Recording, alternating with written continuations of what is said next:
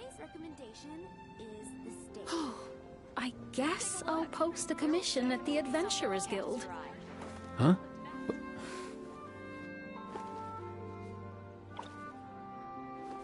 Hey, get out! Cuckoo!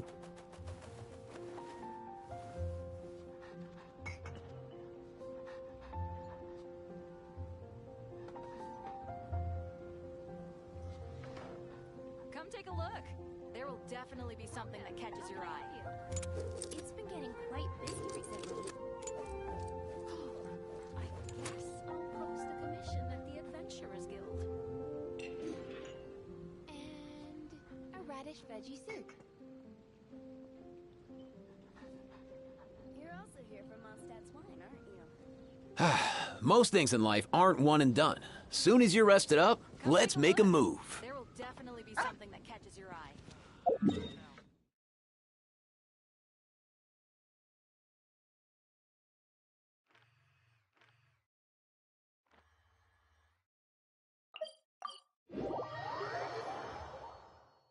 Huh? Is that Davia over there? Oh, it's been a while. Let's go say hi.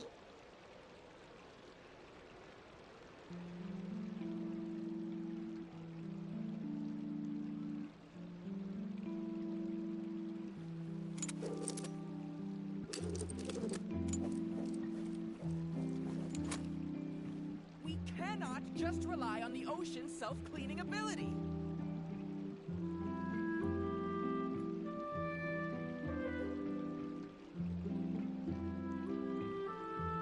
Whenever I get to take a break, I always want a snack. I got some cake.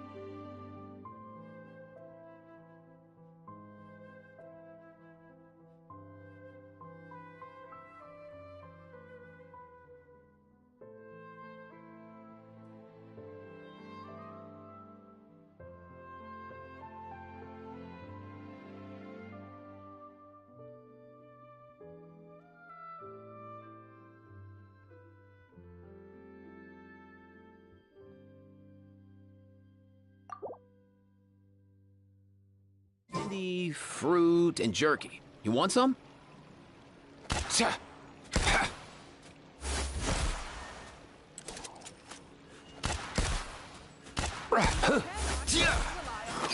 Self-cleaning ability.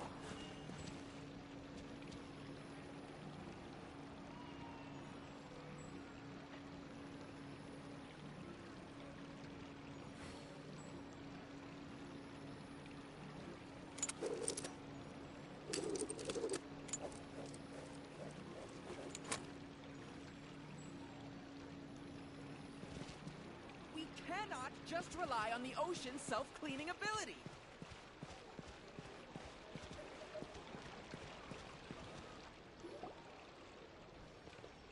Hey, Navia, what you up to? Shh!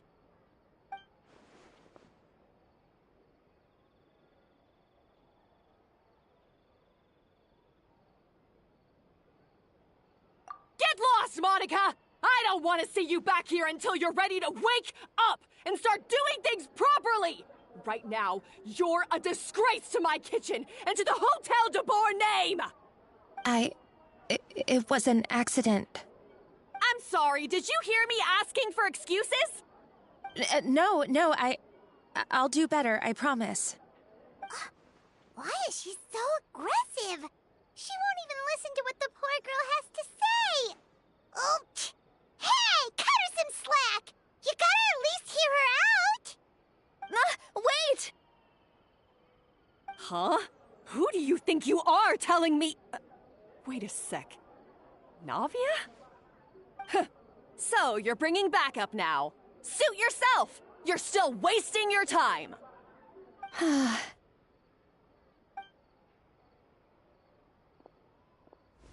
Savannah, Is this how you always treat your staff? My staff is right. I'm the one in charge here now. And last time I checked, the Hotel de Boer doesn't take orders from the Spina di Rosula. Of course. How you run your kitchen is none of our business. But when a member of your staff is so overworked he becomes gravely ill, that most definitely is our business. We're going to stand up for him, whether you like it or not. Overworked? I've said it before, and I'll say it again. If Vermont can't handle the job, then tough luck. There are plenty of other capable people I can hire instead. But Vermont can do the job, he just... Monica, back inside, now! Huh? But you said I shouldn't come back until... Just do as you're told, and not another word out of you! Come on, we have work to do! Wow! What a horrible person! Sorry. Looks like I've dragged you into some drama again. Her name is Savannah. She's the new head chef at Hotel de Boer. Ever since she took the job, she's been enforcing a brutal work regime and putting a huge amount of pressure on her staff. One guy was so overworked, he collapsed from illness. He's been bedridden for days, and he can barely even talk properly. I'm sorry. I'm sorry. It's all my fault. I don't deserve to be a chef. At his family's request, the Spina di Rosula is trying to mediate on his behalf. We're not exactly making a ton of progress, as you saw. Savannah is adamant that Vermont's exhaustion and illness have nothing to do with her or how she's been running her kitchen. She's refusing to have any kind of meaningful dialogue with us. Our next thought was to talk to the other chefs at the restaurant and get a better idea of their working conditions. But with Savannah watching them like a hawk, no one has been willing to open up. And that's why I'm here, doing it the old-fashioned way. Camping out, watching, and waiting for an opportunity. Oh, shoot! It all makes sense now. Sorry. Paimon should have thunk before she spoke. Did Paimon ruin everything? Oh, no, not at all, Paimon. Honestly, the way she was laying into Monica, someone had to step in. I'm sure I would have piped up if you hadn't. And besides, I don't really think I'm built for espionage. Yeah, meaning it's gonna be all the more difficult to get the inside scoop now. Oh, I might as well head back to the Fleuve Cendre then. We'll need to come up with a whole new game plan. Paimon will join you, 'cause this is kinda all Paimon's fault. Guys, it's fine. You don't need to worry about it. That said, if you were planning to visit the Fleuve Cendre anyway, let me take you out for a meal. I'll make sure it's a proper feast. A really famous chef just joined the Spina di Rosula's tavern. Her name is... Sorry to interrupt. I just wanted to apologize for the scene you witnessed just now. We shouldn't subject our customers to that. This is a small token from us. It's some candy from Monica. She asked me to make sure it was delivered into your hands. Monica's the one apologizing? Huh. Clearly Savannah is the one who owes an apology. Our head chef has been a little highly strung lately.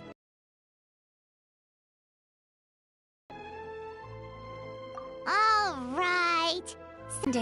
We'll make sure to pass your feedback on to Miss Savannah. A little highly strung, huh? Paimon doesn't get it. How did someone like her even become head chef? Well, according to Fermat's family, she hasn't always been like this. But that's a story for another time. Let's try this candy. Oh, Paimon totally gets it. Come on, dig in! Huh? Hold on, there's something written on the wrapper. Find Escoffier?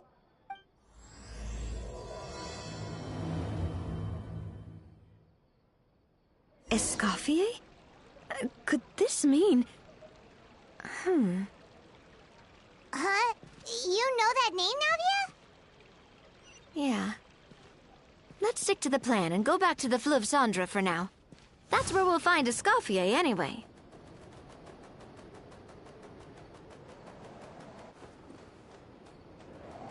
Oh dear! Oh dear! Come on, buddy! No way! I'm not guessing.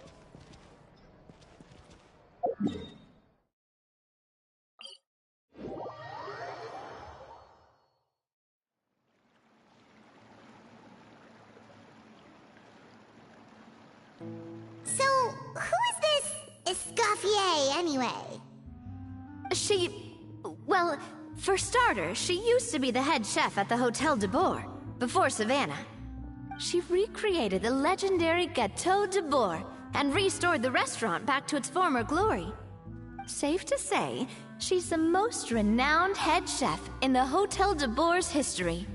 After the culinary genius Modeste himself. Gâteau de Boer? That's the super exclusive cake that they only sell a few slices a day, right? Wow. Why the heck would she let Savannah take her place?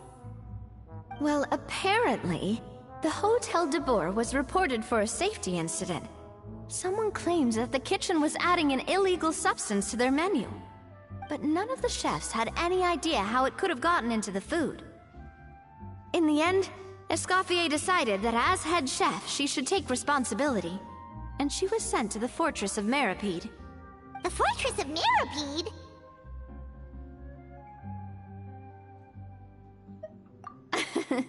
Well, you're right. The quantity of the substance they found was fairly minimal. Even the guards believed the whole thing was probably just an accident. Escoffier didn't have to stay in the fortress for long, but still, by the time she returned, the role of head chef had already passed to Savannah. So that's what happened. Paimon still thinks it's really unfair. Even though Escoffier is no longer head chef at the hotel, she's still well respected by the staff. So, I'm guessing what Monica wants is for us to convince Escoffier to try and negotiate with Savannah on the staff's behalf. Oh, Paimon gets it! Monica wants Escoffier to come back and kick Savannah out. It's simple. If the new head chef is stressing everyone out, then the solution is just get the old one back. Well, about that... You thought cream of mushroom soup was ready to serve after 3.5 minutes on the stove! You'd have had more sense serving hot water with ice cubes. At least then, you wouldn't have wasted all this perfectly good cream and mushroom! What do you say, Hilaire?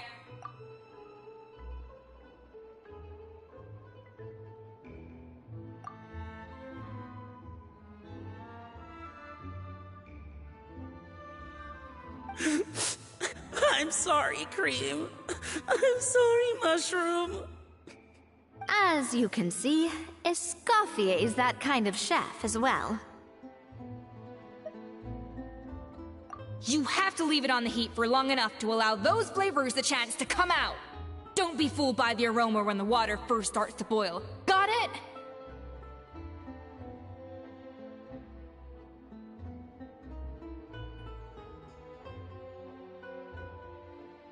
Yes, Chef. Then go back and do it again.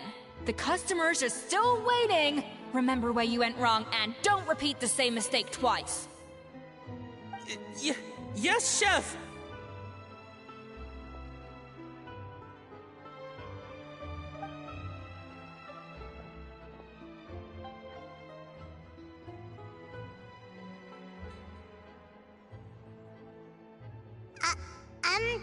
Excuse us, Waiting to be served? Sorry, we're pretty busy. I'm afraid you have to join the line. Oh, no, we're not here to eat. So you're not paying customers? Then I'm afraid the wait will be even longer. It's hard to talk to Escoffier when she's in the zone. Let's take a seat. We can catch up while we wait.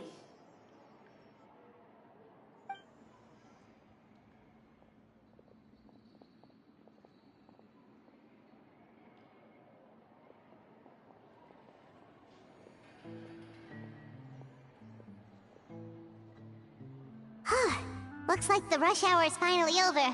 Is it always this busy here? These days, yes. I'd say business has tripled since Escoffier joined as temporary head chef. Well, in her words, the Hotel de Boer doesn't need her anymore. It doesn't look like she's got any plans to go back. I guess I'll be heading off then. Wait, take these home with you. We can't serve them now, and there's no sense in letting them go to waste. Oh, thank you, Chef. For what? Like I said, I just don't want them going to waste. Oh, and tell Fiamma to get well soon, so you're not running yourself ragged every single shift.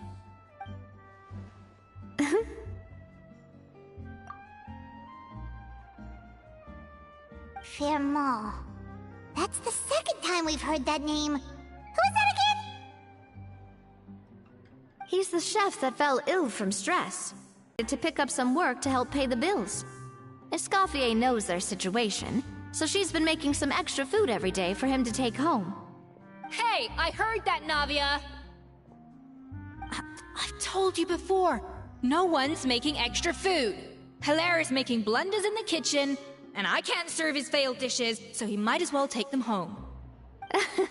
Yeah, failed dishes that just so happen to be nutritionally complete every single time.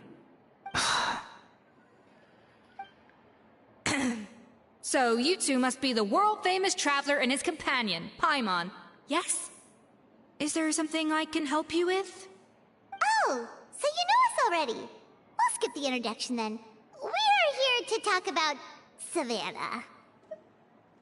Oh, I certainly am. The Spina's headquarters are right next to the tavern.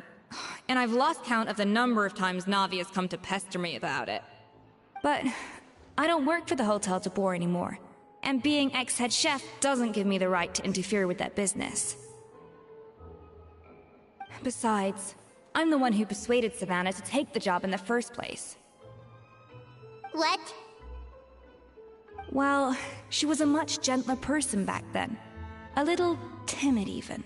She wasn't at all confident that she was the right fit for the role. That's hard to believe. Are we definitely talking about the same Savannah here? Honestly, I do wonder if she's just emulating me. I mean, I'm not the most pleasant head chef to be around either.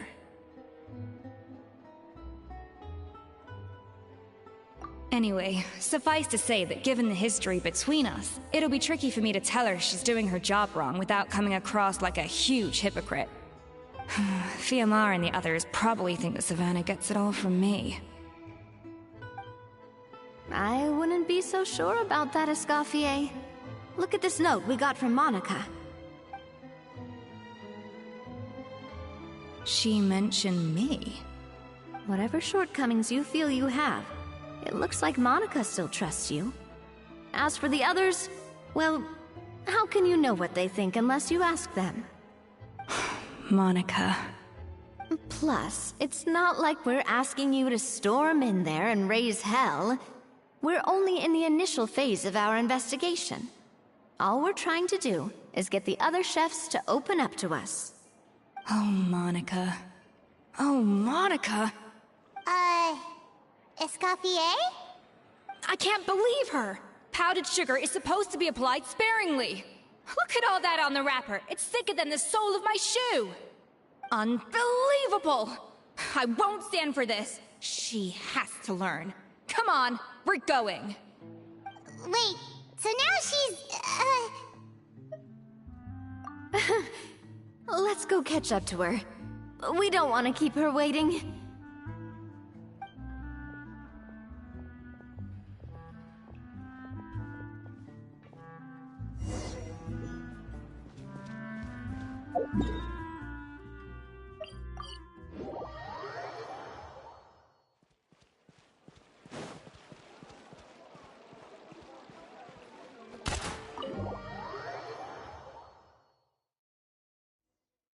Wait, she looks like... Is that Escoffier? Escoffier's? I'm sorry. I'm so sorry.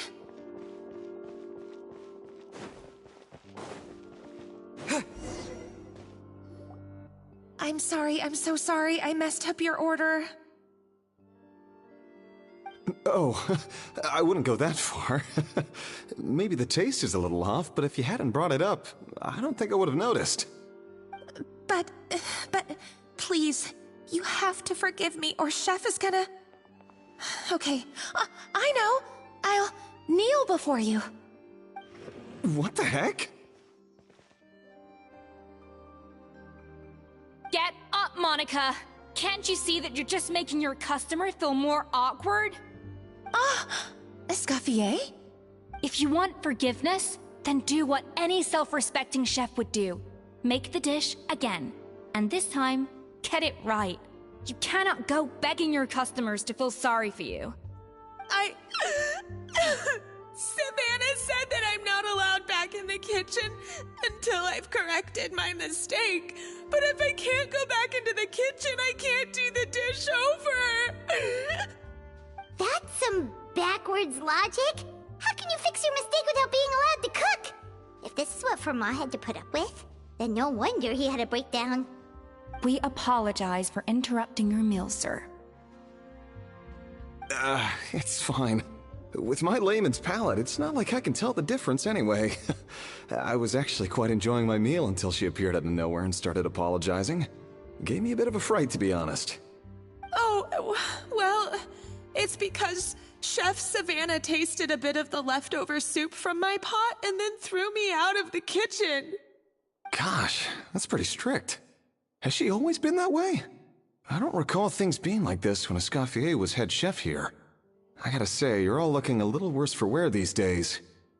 I mean, Escoffier was strict too, but I think the difference is that her criticism was more constructive, so you knew what you did wrong and how to improve, and we all knew that it came from a good place. Chef Escoffier was hard on us because she truly wanted us to reach her level. But these days, whenever we make a mistake, we just get told to wake up, get your head in the game, or just do it again. And it's only gotten worse since word got out that Chef Escoffier had started working again in the Fleuve Cendre. Monica, you don't need to call me chef. I'm not the boss here anymore. Yeah, but through no fault of your own. What happened back then, that wasn't on you, and all of us know that. That banquet was a huge event, and so many staff were involved every step of the way. With so many moving parts, there's no way of knowing how that lumiline ended up in the food we served. Lumiline? What's that?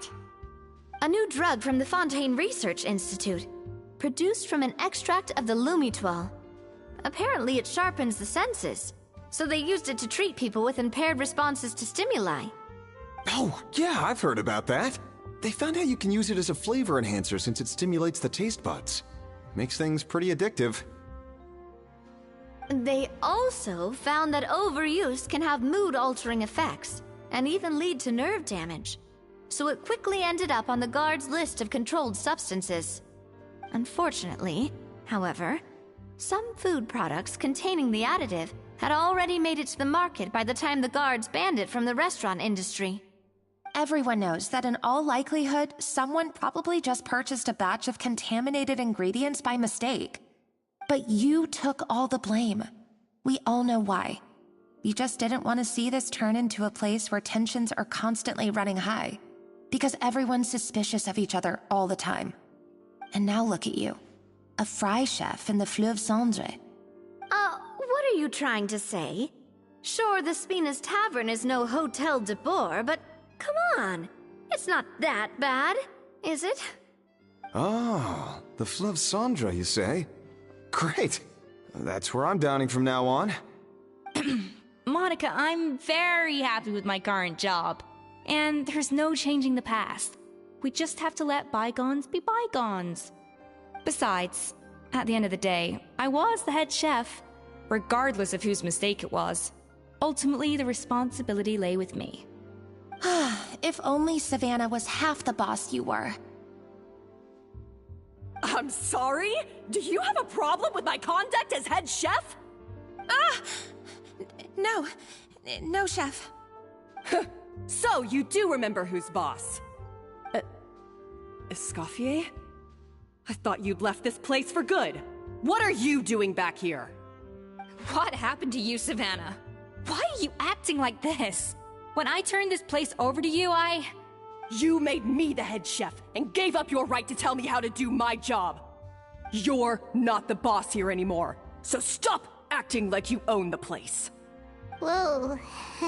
Sounds like someone has a chip on her shoulder. Oh, Savannah!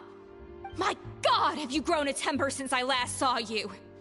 Have you put even half the amount of energy into improving your cooking skills, or are you still using the Pluie Lotus as an off-brand marcotte, thinking no one can tell the difference? That's none of your business! What happened to not storming in and raising hell? Ho ho! I was not expecting to see something this spicy as soon as Escoffier returned. Huh? Van-Agem? Aye, miladies. Might I make a humble suggestion? Given that we have ourselves a tête-à-tête between chefs at the Hôtel de Bord, I dare say it would be de rigueur to settle this the traditional way. The traditional way? That can only mean one thing. That's right. I'm talking, of course, about the tradition established by Modeste himself. The cooking contest! According to legend, the founders of Hôtel de Bord, Modeste and Savelli, used this method to resolve all of their disputes. Everything from petty arguments over next week's menu to disagreements over the strategic direction of the restaurant. The cooking contest would decide who had the final say. Sounds like they had a lot of free time on their hands. Ah, well, it might sound that way to us. But in fact, the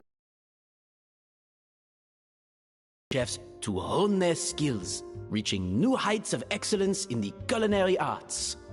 And indeed, the reintroduction of this institution in recent years has surely been instrumental in transforming the Hôtel de Bord into the top-ranking restaurant in Fontaine.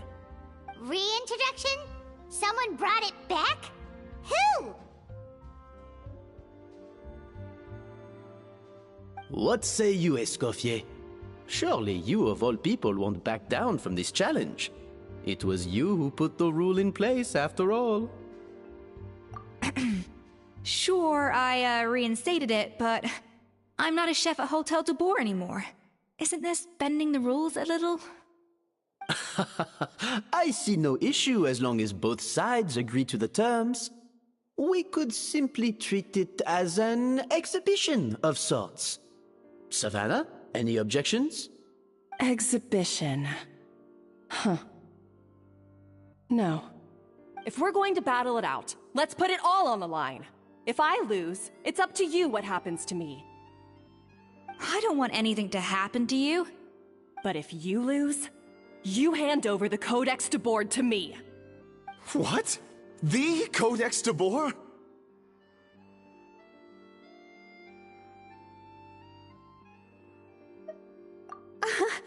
Only the legendary handbook written by the original head chef Modeste. It contains all his secret recipes, including Gâteau de Bord. It's the greatest treasure in Fontaine's culinary world, and only the present and former head chefs of the Hôtel de Bord have the right to read it. Present and former? Wait, but that already includes Savannah, though. What do you want that old thing for? You have your own copy, don't you? Don't take me for a fool. You know perfectly well what I mean. I want your copy, the original version, the one you took with you when you left us. I'm sorry, I must be missing something. You know, there's no difference between the original and the copy, right? They contain the exact same recipes. Stop trying to change the topic. What's wrong, Escoffier? Scared you're gonna lose to me? Or are you scared of me getting my hands on the original codex? Savannah, you may remember that we gave her the original as a parting gift. to thank Escoffier for her years of service. Asking for it back feels a little, Oh, I'm sure it won't be an issue, as long as both sides agree to the terms. Those were your words, weren't they? And as for the contest itself, let's make it a bake-off. Gâteau de boar, per the recipe in the codex. Well, Escoffier, you against me. Are you in or out? You sound surprisingly confident. Alright then, let's see how much you've actually grown. I hope you surprise me, Savannah. I'd hate to find out that all you've learned after this long is how to chew people's heads off. Believe me, I'll show you. Escoffier, are you sure this is a good idea? You accepted her terms a little hastily. Oh, it'll be fine. Let's head back to the Fleuve Cendres so I can get prepping. When will Liddy and Lynette do another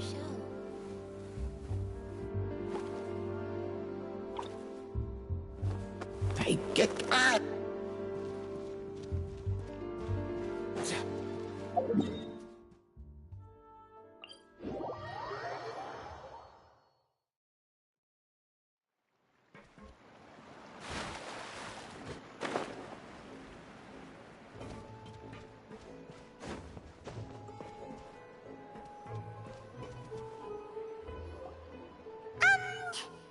So, this whole bake-off thing kind of came out of nowhere.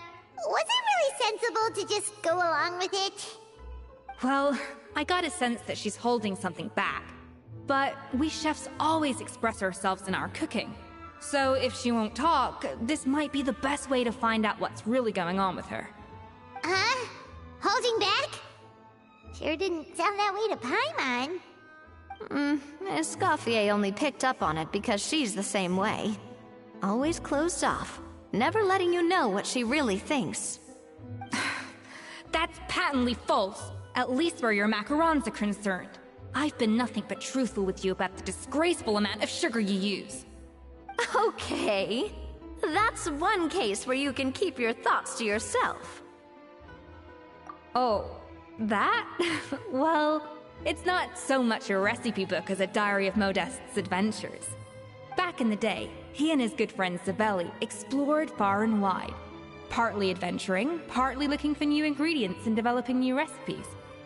Their creations had an enormous influence on the course of Fontaine cuisine, turning it into a much more vibrant and diverse scene. For instance, legend has it that the original Gâteau de boar was made using a special secret ingredient that Modeste discovered on one of his adventures.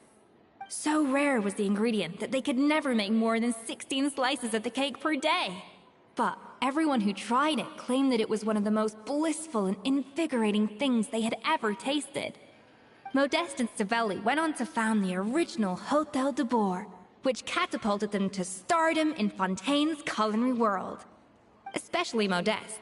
He was hailed as a once-in-a-generation genius, and over time, the recipes from his adventure log became known as the Codex de Bourg. Ah, Paimon's heard this kind of story before. Armed with the Codex, the Hôtel de Bourg took its rightful place as the finest restaurant in the land, serving those recipes for centuries to come. Something like that? What? No, of course not. Cooking is a constantly evolving art form. How could any restaurant survive if they only served food that was popular last century? Anyway, never mind centuries. Savelli and Modeste parted ways not even 10 years after their rise to fame. Then, Modeste passed away while he was still in his prime. And that was it. The end of the Hôtel de Bourg's heyday.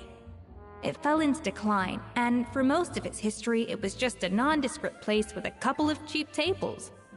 It's only in recent decades that it started recovering. Even then, it still took numerous relocations and changes of management before we finally ended up with Vanigem and the restaurant we have today. Oh! So the Codex really isn't all that, then. Paimon figured it was like one of those mystical books they have in Liue's martial arts novels, where the main character learns all their secret powers from. Yes, well, that's fiction, and this is reality. You can't meet the tastes of modern diners by following some ancient recipes from a dusty old book. Case in point. Even the Gâteau de Bourg they sell now is actually Escoffier's reimagination. Wait, really? Why though? Didn't that recipe make it into the codex? It did, but like I said, it's the dusty old book now, and the records aren't as legible as they once were. Not to mention that there's no way of finding the secret ingredient Modeste wrote about. So, reimagination is right. I consulted some historical records and took what I could from the codex. But ultimately, the Gâteau de Bourg today is my own recipe. As for why we gave it the same name and kept the tradition of only selling 16 slices a day, well, you've got Venegem's business sense to thank for that. Oh. Huh. Well, that kind of takes all the mystique out of it. Hey now, it might not be the original Gâteau de Bourg, but it's still the most delicious cake in Fontaine today. And who knows, maybe Escoffier's version is more suited to your palate. Just think, if the original truly was the perfect cake you're imagining it to be, there's no way the recipe would have been lost to history, right? Not to mention that the Hotel de Bourg never would have fallen into a slump. Anyway, before I left my role as head chef, I made a copy of all the recipes from the codex, including my own improved versions, and turned them over to Savannah. So why is she so interested in the original copy? Could it be a symbolic thing? Like, whoever holds the original Codex de Bourg is the true head chef?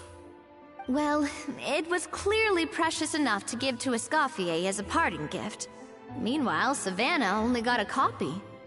Maybe from her point of view, it's like management doesn't truly see her as being worthy of the role. You think so? The only thing is, it was her suggestion to give me the original in the first place. Well, a joint decision by her and Venegem. But still. What? Huh. Guess she's had a major change of heart since she became head chef. Yeesh. Who knows? We could speculate forever. Better to just let our gâteau do the talking. It means besting her in this bake-off, and then getting her to explain herself, even if I have to beat it out of her with a spatula. However much she's changed since we worked together, I believe that she still has her chef's pride. And if she respects the art, she'll respect the outcome of our contest. Well, I'm confident that you and your spatula can get justice for Froment. All you need to do now is win the contest. But that should be a breeze for you. Let's not get too ahead of ourselves. Gâteau de Bourg is very complicated to make.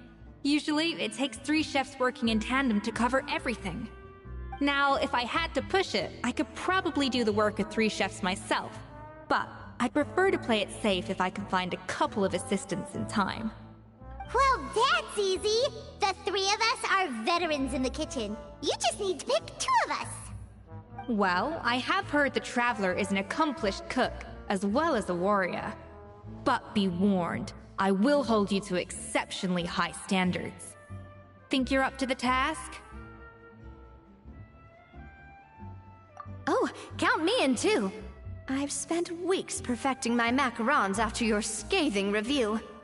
Even if it means competing against the Traveler, so be it. I'll show you what I'm made of. Confident. I like it. Alright, let's start with some elementary mise en place. Show me your knife skills.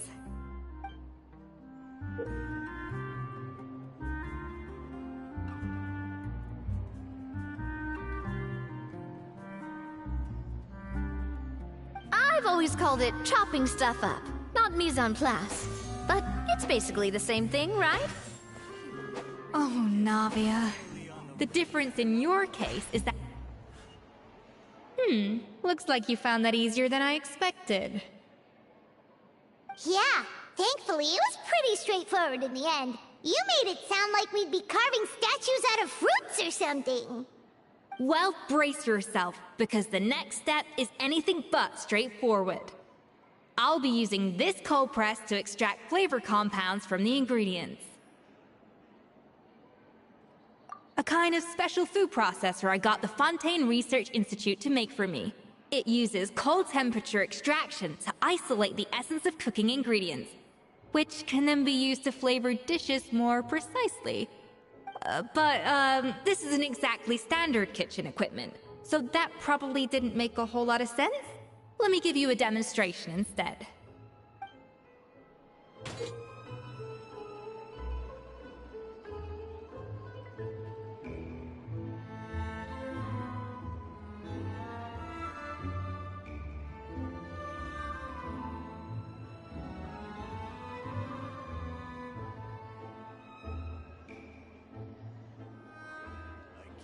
Finally on the right path.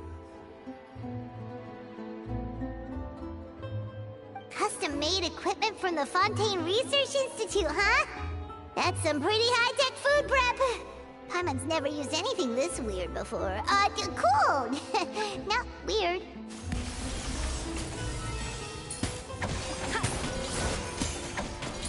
Yeah.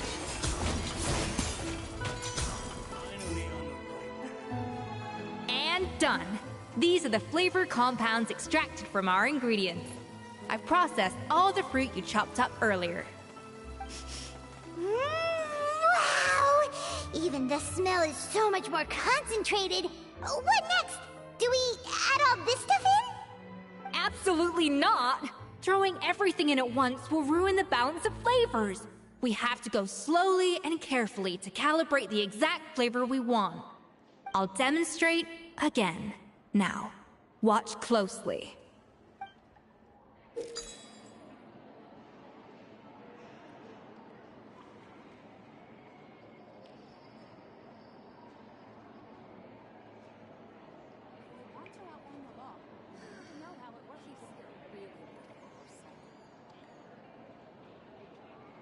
Slowly and carefully.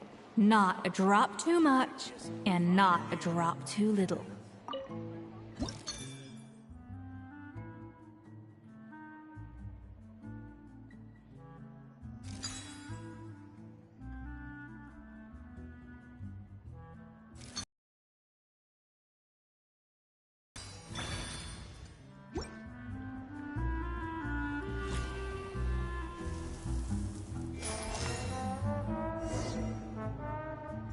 And voila! Now it's your turn.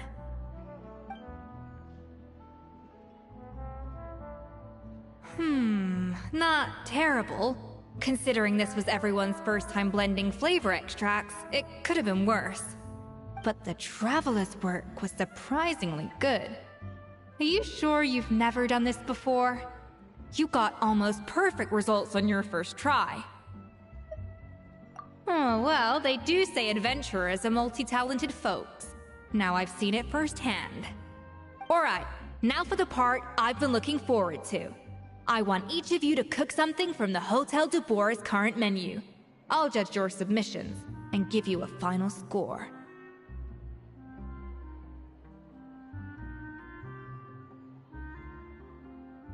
That's right. The true test of your cooking skills is the finished product. It'll be good practice for the contest itself. Now get to it. Chop chop!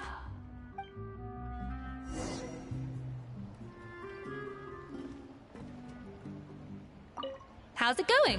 Have you picked a dish yet? Choose wisely. I expect you to present the most delicious thing on the menu.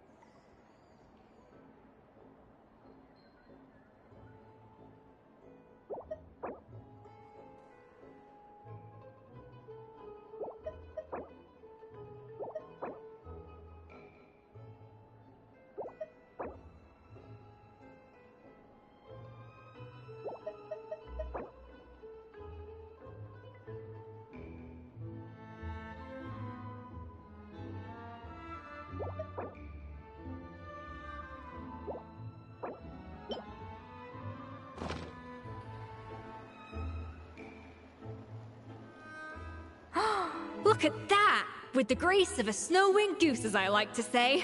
Now, let the grating commence.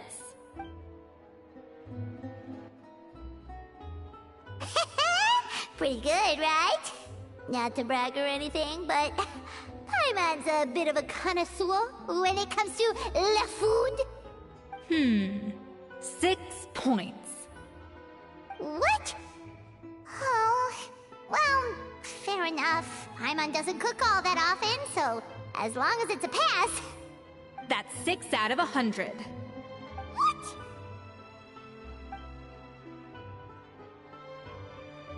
You say you're a connoisseur, but it's quite clear from this dish that you have far more experience consuming food than creating it. By that logic, I suppose you think listening to Lady Farina on repeat every day would make you an opera singer. Aww. Me next! I'll have you know that this batch of macarons has 2 whole tablespoons less sugar than my previous ones. So you went from 12 tablespoons to 10? Well, it's nice to know you actually measured it out. Because it tastes like you just threw in whatever was left in the jar. 6 points. Aww. Now to the final dish. So, what do you think? This is our last hope. 8 points. Darn! That's barely higher than what we got. Not exactly. The color is spot on. Beautiful aroma. Excellent presentation. I have to give this one 8 points out of 10. Maybe even 9 points.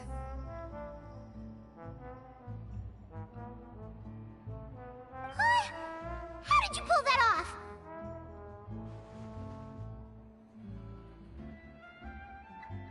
Don't get me wrong. There's room for improvement. But still, this is clearly the work of an accomplished chef. I can tell that you've put many hours of work into honing your skills in the kitchen. I can really taste the grace of the snow-winged goose in this dish. The traveler's journey, with all its trials, tribulations, and setbacks. Not to mention the frustrations of having a picky eater for a partner.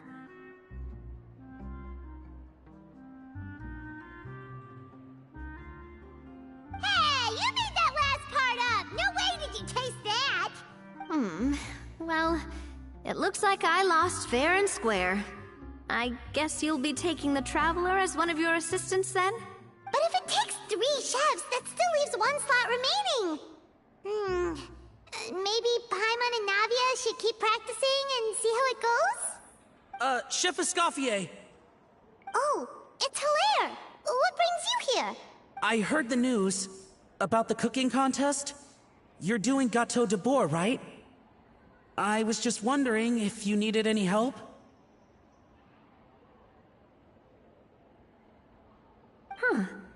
And you think you're up to the task, do you? Oh, no, I know I'm not there yet. It's actually my dad who wanted to help.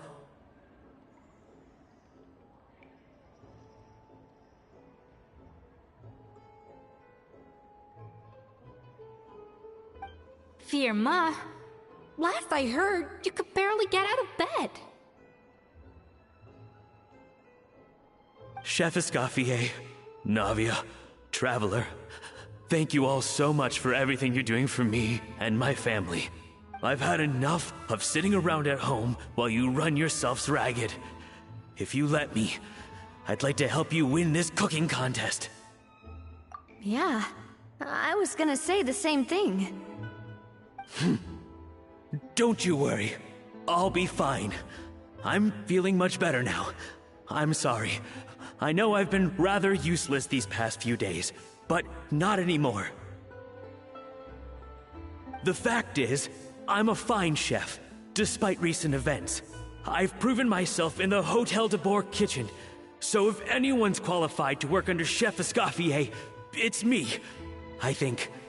I hope so. Firma, have you even set foot in a kitchen since leaving Hotel de Bois? I have not. But I'm fully rested now. I know I can handle it. I'll prove it. Let me whip something up for you right now.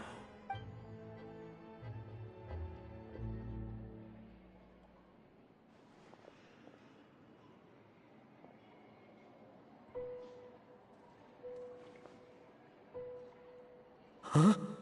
That's strange. Why are my hands shaking?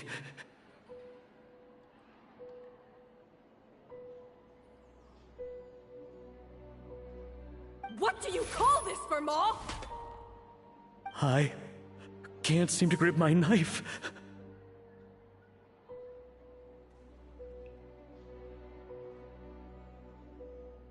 Do it again!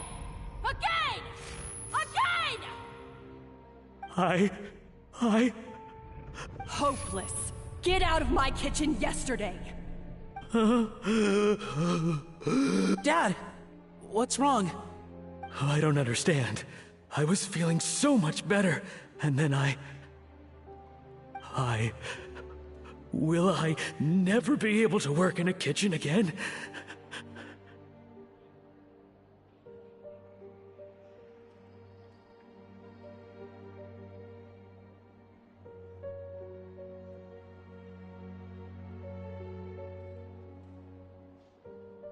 Dad, talk to me. What happened?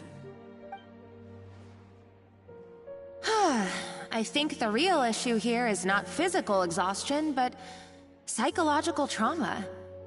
Monica, when did you get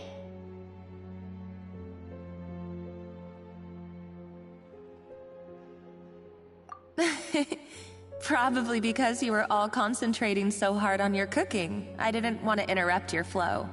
But anyway, Verma, I'm so sorry. If only I'd known how serious your situation was, I would have stood up for you sooner. You have nothing to apologize for, Monica. During those long nights of redoing every order, you were the only person who looked out for me. Oh, come on. All I did was make you some tea. I doubt it was much help. Savannah was so ruthless toward you. I probably should have brought you something stronger. She sounds like the worst. All right, another Savannah horror story. Let's hear it.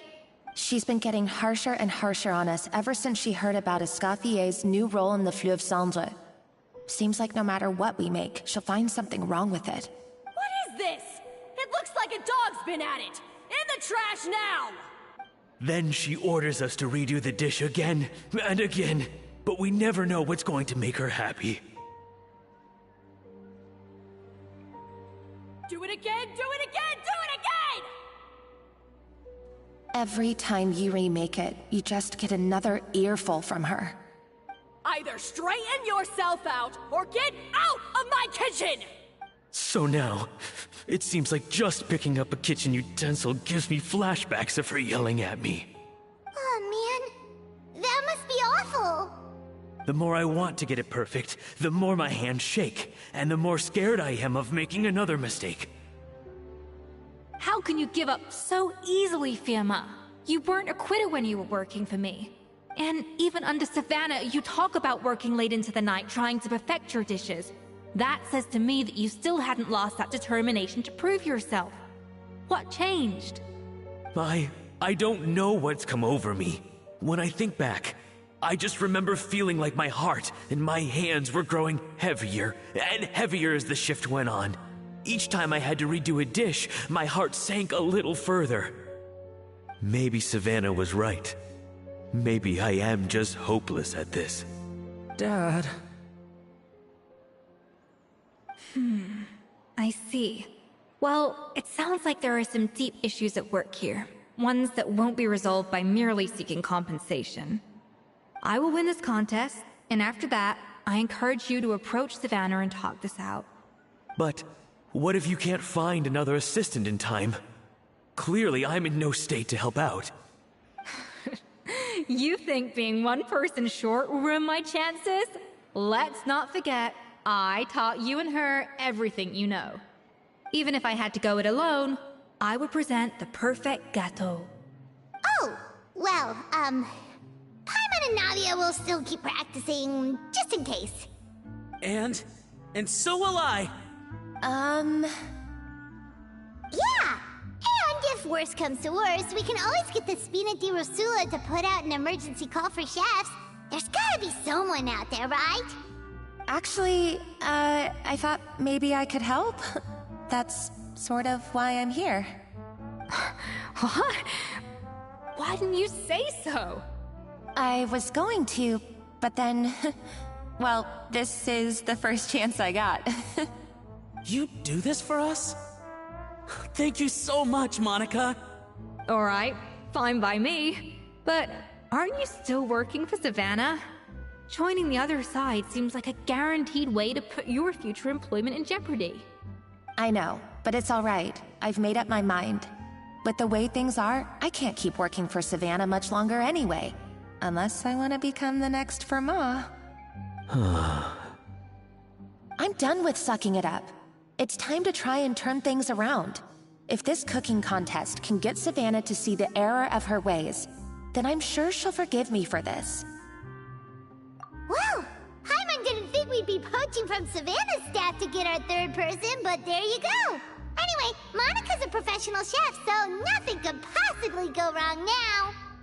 Great! Then it's settled.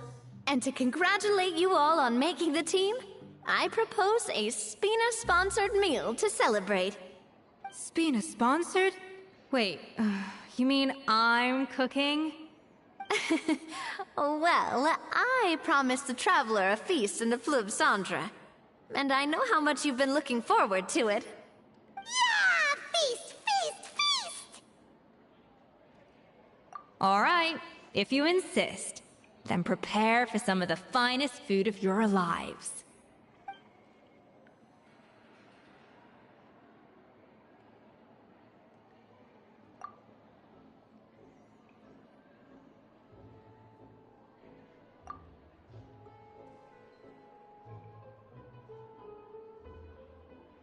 That's not a bad idea, actually.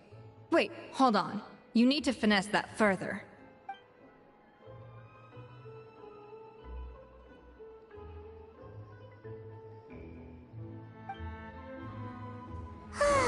That was a dream come true. Hyman never knew Fontanian cuisine could be this good.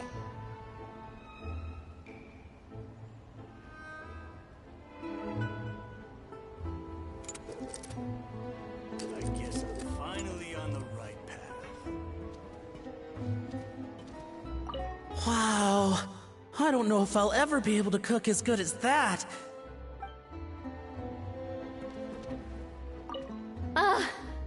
I wish I could eat that all over again. It's not often that Escoffier goes all out like this. And it's all because of you, Traveler.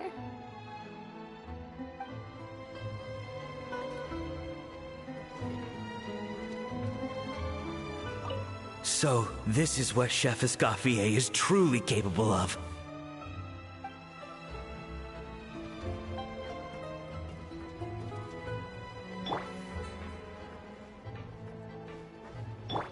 Mind the wind.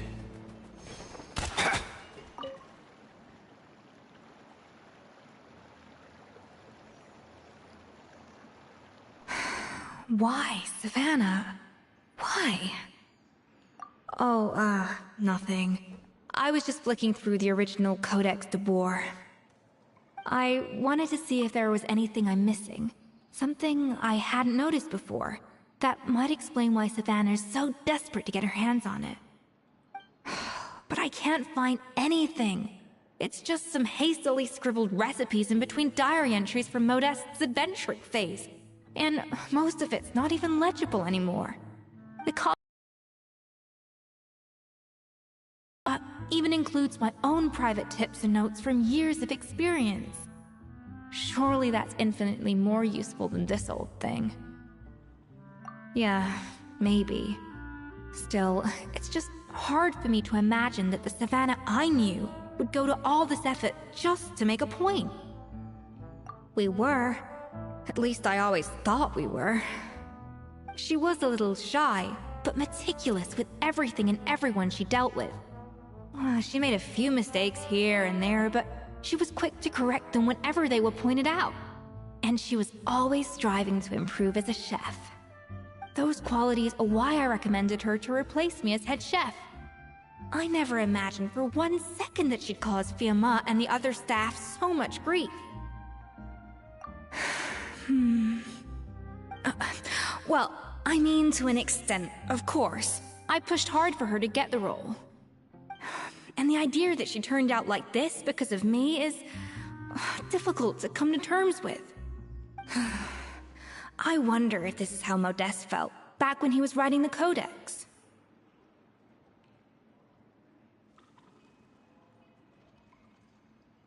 Yes, with his good friend and co-founder of the Hotel de Boer, Savelli. The story goes that after Modeste unveiled his Gâteau de Boer and was hailed as a culinary genius, he was admired and adored by all. But his newfound fame slowly drove him and Savelli apart. Unlike Modeste, whose every new creation was an instant hit, Savelli seemed to face setbacks every turn. Doors that would swing wide open for Modeste would shut in Savelli's face. And with Modeste being whisked off to all manner of functions by his celebrity friends, he had less and less time to discuss the culinary arts with Savelli. People started gossiping about Savelli, and their relationship between the two gradually soured.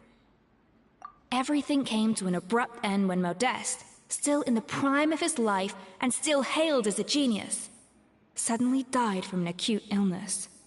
And that was it. They neither had a decisive split, nor got the chance to properly reconcile. Their story just came to an end. One rumor had it that Savelli actually killed Modeste out of jealousy, even as the latter was hoping to make amends. Unlikely, it's a popular theory, but there's no real basis for it. At least there are no records of Savelli ever being convicted of a crime. Still, beyond a point, there's no way of knowing what truly happened in the past. All we can do is try to make sure the present doesn't quite go as badly. And that's why I have to win this contest tomorrow. Then get the truth about everything that's been going on, even if it means cracking her open like a nut. Really? Well, I like the confidence. Don't let me down tomorrow, then. You better bring your A game.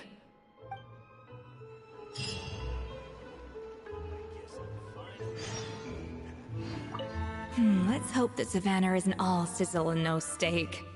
After all the work we put in, it would kinda be a shame if tomorrow was a complete cakewalk. Let's go!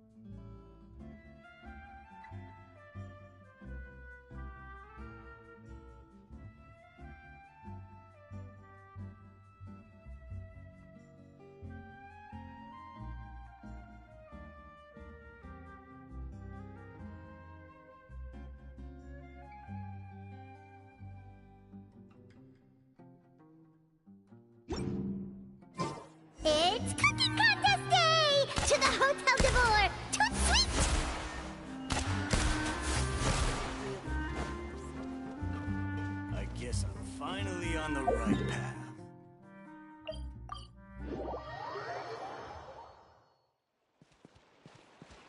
Did you hear the news? Escoffier's coming back for a cooking contest. Wait, seriously? Escoffier in a cooking contest? Now that I've got to see! I don't get it. Why would anyone in their right mind challenge her to a cooking contest?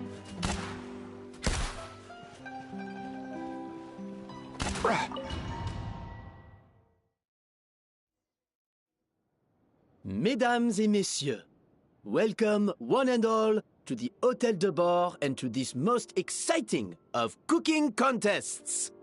Savannah, I brought the original copy of the codex you asked for. Monica? Huh. In the interests of fairness, this contest will be conducted in a double-blind format. Once the dishes are complete, they will be sent to the back of the kitchen where they'll each receive a label. The labels will be placed out of sight underneath the plates, only to be revealed after the judges have sampled them and reached a final verdict. This is to ensure that no one will know which dish is made by which contestant. As one of the judges, I promise to be fair and impartial. When my meal got interrupted yesterday, I never thought this is how they'd make it up to me. Getting a seat on the judging panel is a pretty sweet deal. Both contestants have taken their positions. Then, without further ado, let the Hôtel de Bord cooking contest commence!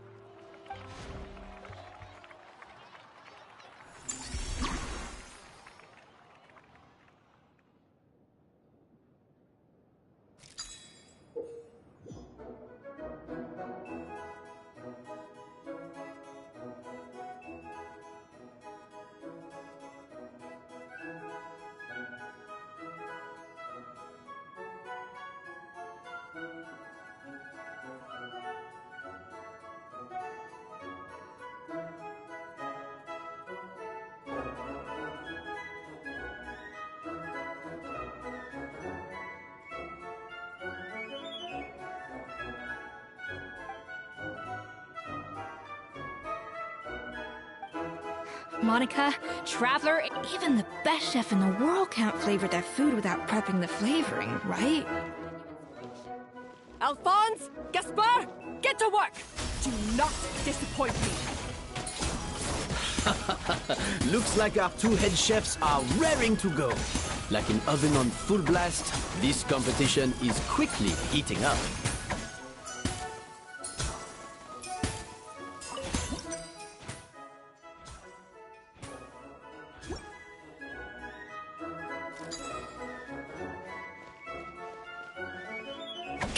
That should be enough flavoring.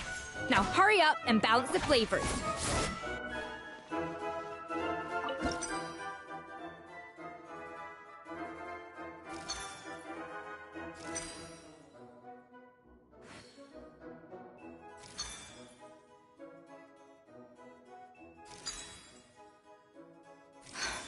Stay calm, Escoffier. There has to be a way to balance the flavors.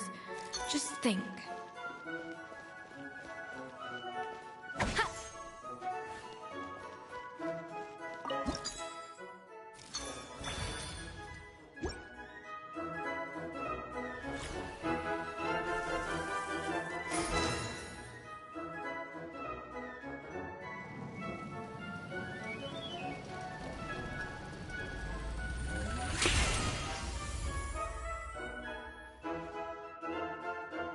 Come on, Escoffier!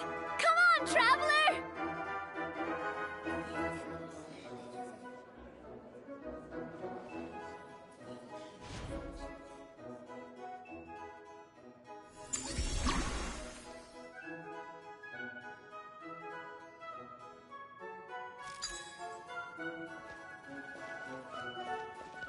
Cha!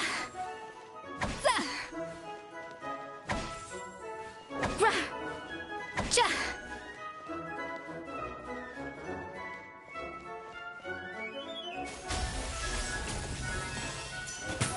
Alphonse! What are you...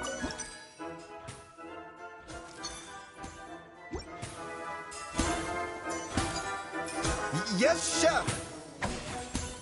Oh, tension in the ranks on Team Savannah. Will this slow their progress? For goodness sake, Savannah, what are you doing? Oh, get it. I've got to focus on my own dish. Cha! Cha! Za! Yeah!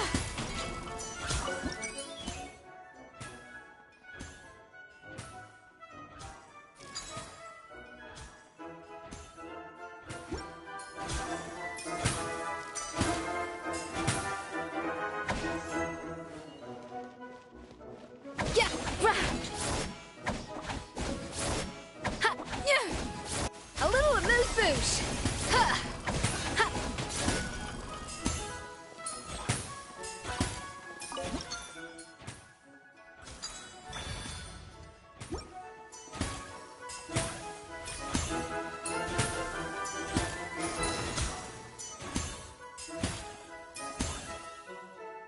So,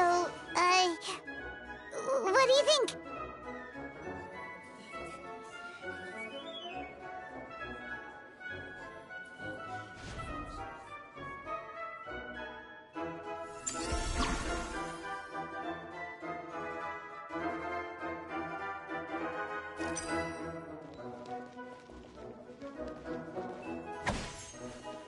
Za! Cha! Cha! Off to the freezer! Escoffier is already on the final step of the recipe. Let's check on... The balance of flavors is about right, but the quantity is too low.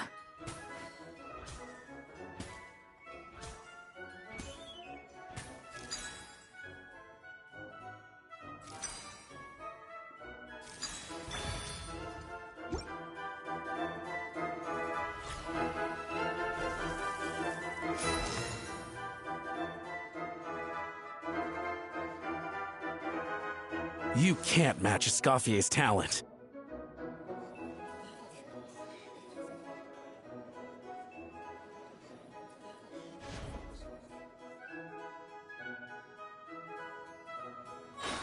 I present to you Gâteau de Bourg. Goose on the loose!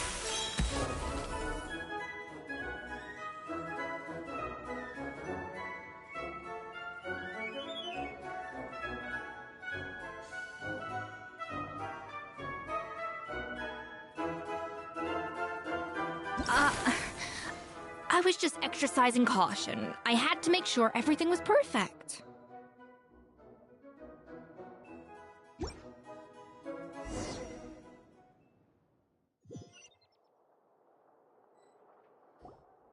Time's up! Contestants, please take your dishes.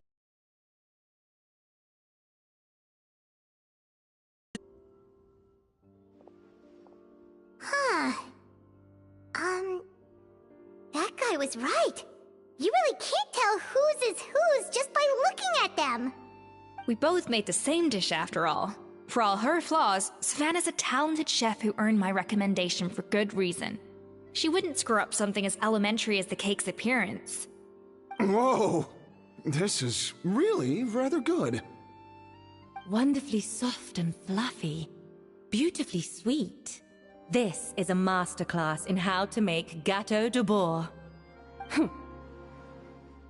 I would give this one at least 9.9 out of 10. Only because there's something about the flavor of the base. It's just a little different from the recipe I'm used to.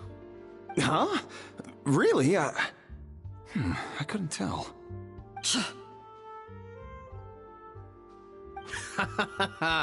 All right, on to gâteau number 2.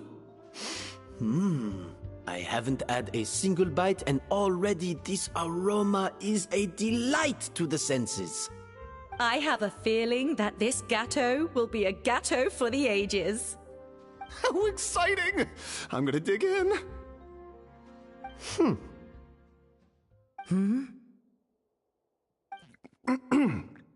I think maybe someone got a little carried away when they were adding the sugar. Not just the sugar, it's the flavors too. This is all over the place. Who made this? It appears the decision is unanimous. This gâteau is far below the standard we would expect. Whew! And Paimon thought this might actually be close. Turns out she can't bake to save her life. Something's not right here. Savannah may not be perfect, but no way is she this sloppy. I can now declare that the creator of the first gâteau has won this cooking contest. Now, all that remains is to turn the plate over and reveal the chef's name underneath.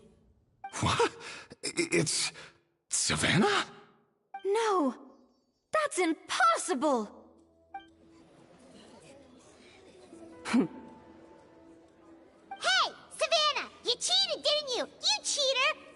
What did you do? Oh, you swapped the plates, didn't you? Well, someone's a sore loser.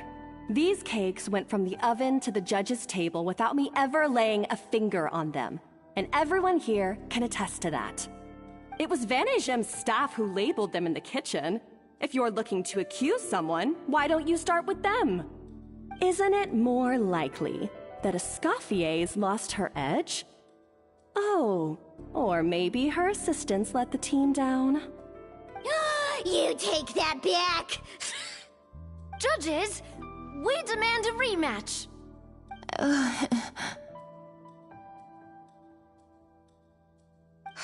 That's enough. What's done is done. As head chef, or rather as team lead, I take responsibility for the dish I served. Whatever went wrong and however it happened, I should have spotted it. Savannah, I didn't think you'd stoop this low just to beat me in a bake-off.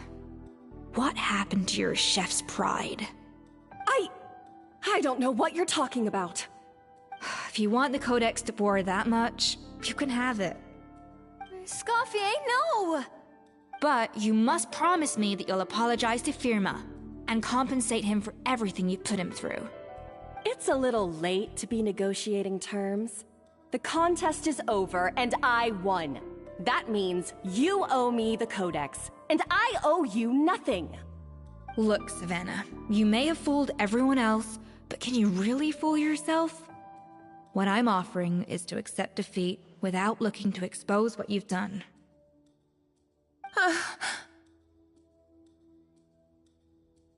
But only on the condition that you promise to stop putting so much pressure on your staff. Fine. I'll treat this as your final handover of duties from one head chef to the next. So, will that be all, ex-head chef? Or is there any other unfinished business you'd like to leave in my hands? I didn't mean that to be a scolding from your former boss, just a word of advice from a fellow chef and a friend. But I don't know if you're even open to input from other people anymore. I know what I'm doing. I don't need your advice. All right, fine. I'm glad to hear it.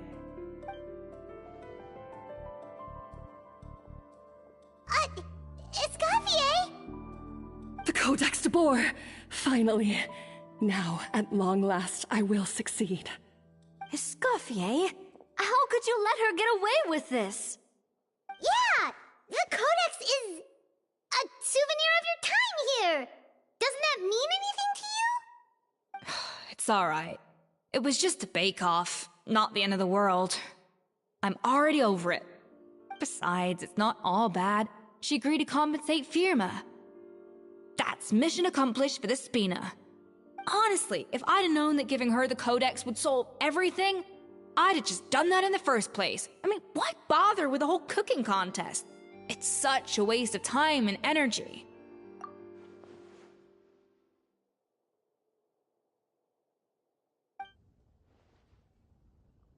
No. No! This doesn't make any sense! Huh?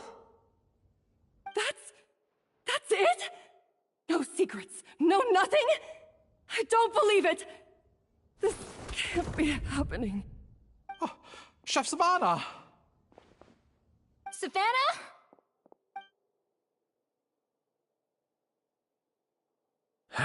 It's nothing life-threatening. Just a lot of pent-up stress and exhaustion. Oh, I knew it. Pent-up stress?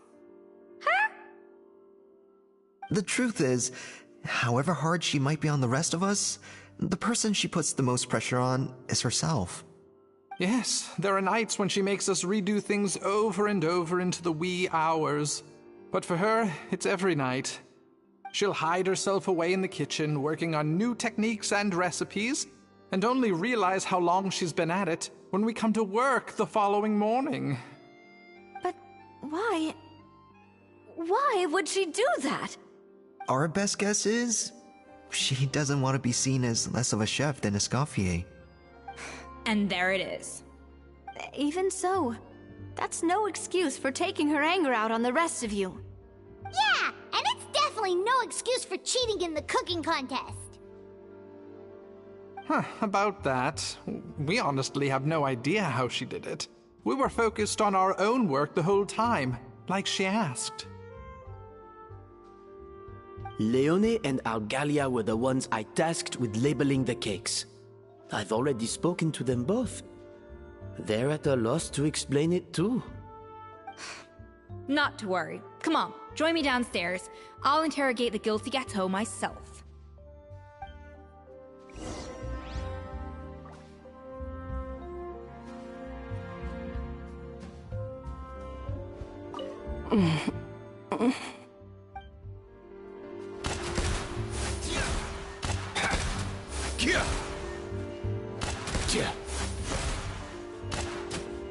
Be free. Tell me what you see. By royal off and away!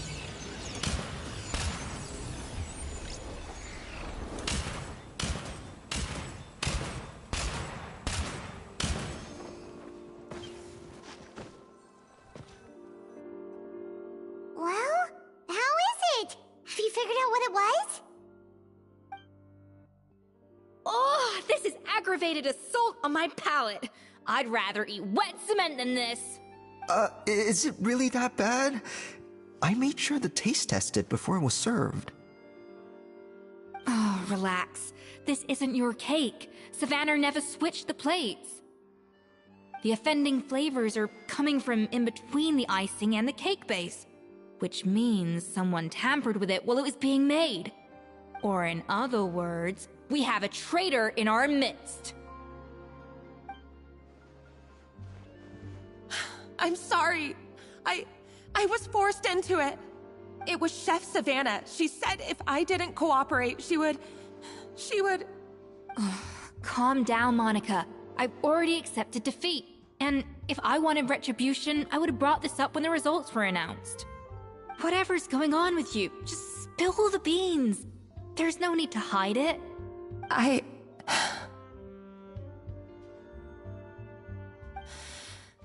I was the one who caused the food safety incident that one time. Food safety?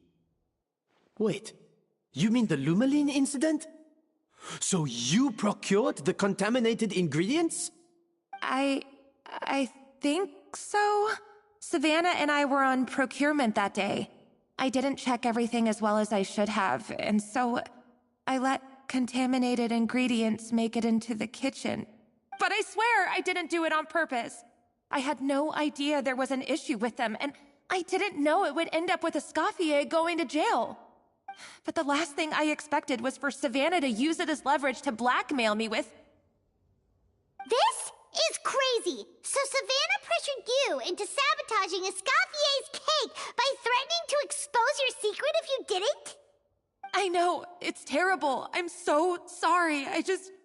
I was so scared. The thought of Chef Escoffier finding out that I put her in jail, it made me freeze up with fear. I thought Escoffier would hate my guts if she ever found out, and yet somehow that's ended up in me doing something even worse.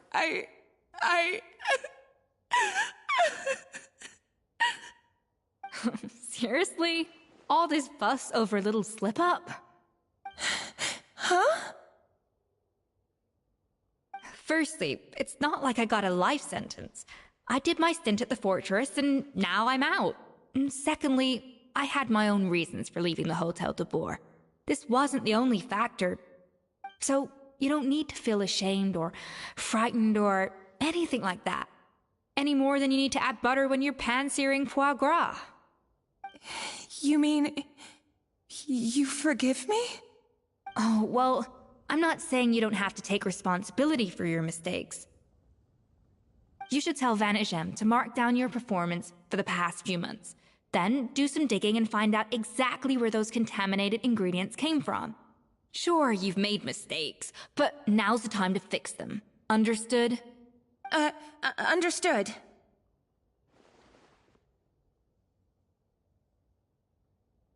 Good. Now, back to Savannah. What about the original codex would compel her to resort to blackmail? I have my suspicions. Not that I've got any proof to back them up, though. Ugh. What happened to me? I've overheard some customers murmuring about how the Hotel de Boer hasn't been the same since Escoffier left. They think our menu doesn't taste like it used to, especially our signature items. Now that you mention it, I noticed it during the contest too. I couldn't put my finger on it, but the flavor seems subtly different from how it used to be. But the difference was so small, I'm sure no one would notice it besides our most loyal customers and true dessert connoisseurs. Still, as head chef, it's easy to see why Savannah would get so hung up on it. So many times I've seen her make the cake base over and over again, late into the night, determined to match Escoffier's version. But something's always slightly off every time.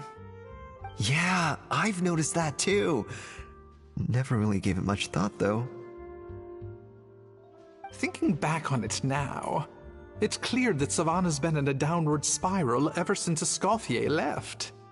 She wants to prove that she can fill Escoffier's shoes. That's gotta be the reason.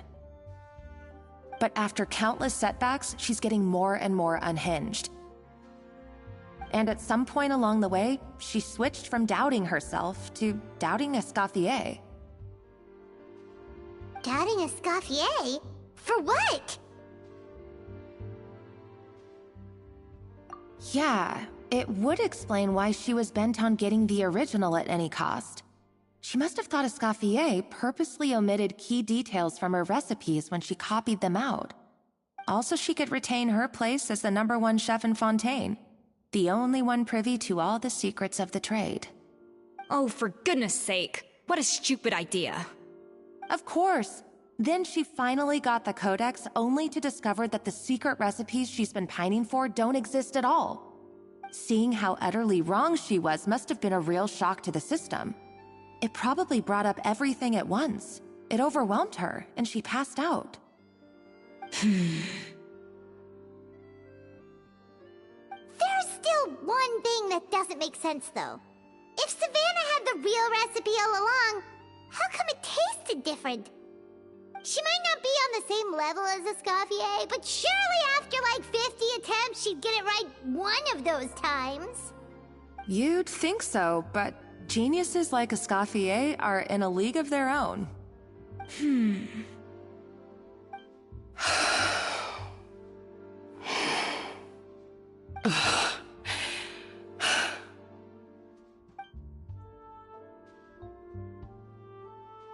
New head chef, you say? What's her name? I don't think I've heard of her before. I wonder, can the Hotel de Boer keep its edge without Escoffier at the helm?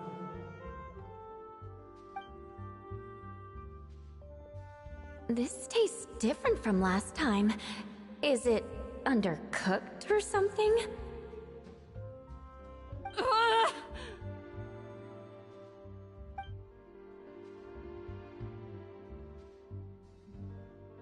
Take this. It's a copy of the Codex de Boer.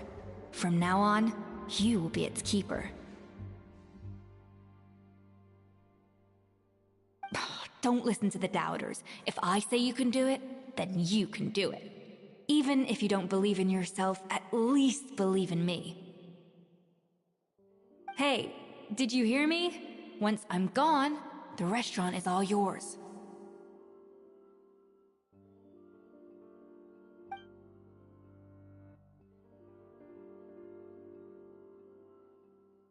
All this time, I've been blaming other people, but maybe I'm the problem.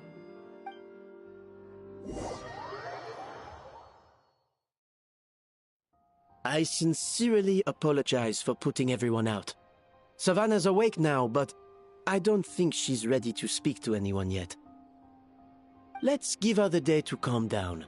I'm sure you'll have the chance to talk everything out tomorrow.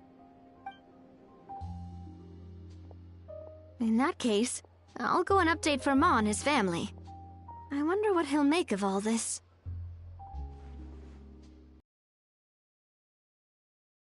Back tomorrow, then. Whew, that was a long day. I think I've earned myself a sweet treat when I get back home. Oh, nice! Macarons? Or are you gonna switch it up this time?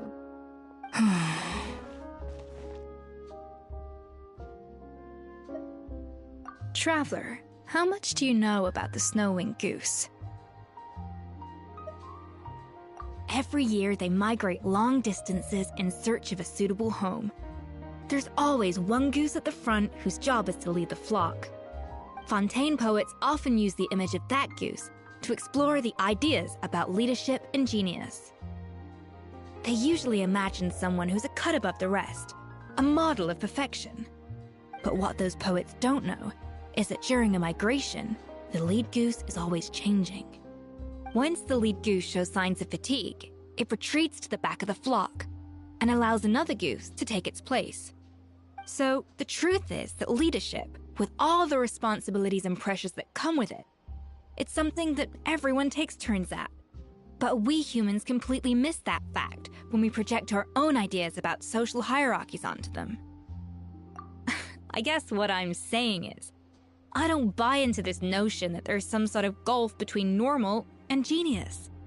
Cooking is a science, not magic. Given the same ingredients, same recipe, and same environment, I see no reason why two different people shouldn't be able to create the exact same dish. Of course, some people have a more sensitive palate than others, and some people are just born bolder or more conscientious. But these are all variables that can be accounted for with time and practice. I'd have no reason to expect so much from others if I believed that perfection can only come from the hands of a genius. The only reason I hold people to high standards is because, well, I believe they're capable of greatness. Okay, I've made up my mind. I'm gonna get to the bottom of why Savannah failed. And come tomorrow, I'll give her the scolding of her life, pointing out all the mistakes she's made along the way. Then she'll finally see the error of her ways.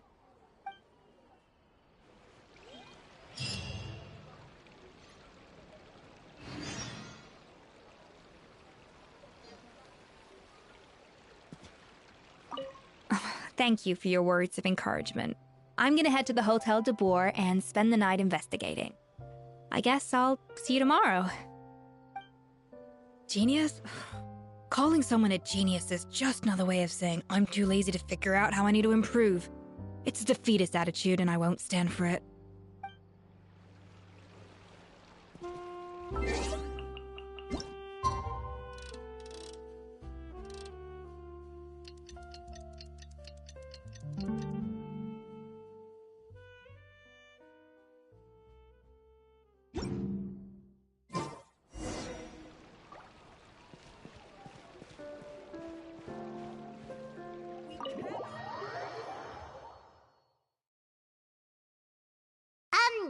Why are we here so early? Our meeting with Van isn't for a while.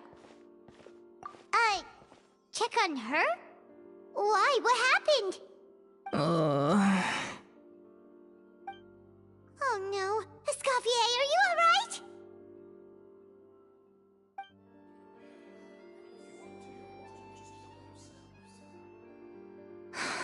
I'm fine.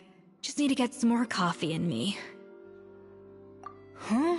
What happened to my coffee? Did I really drink it all?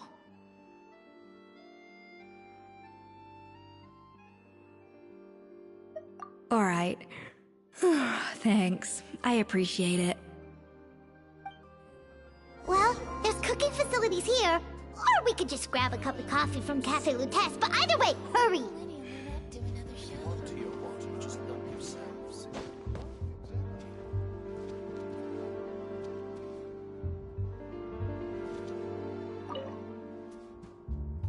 Coffee.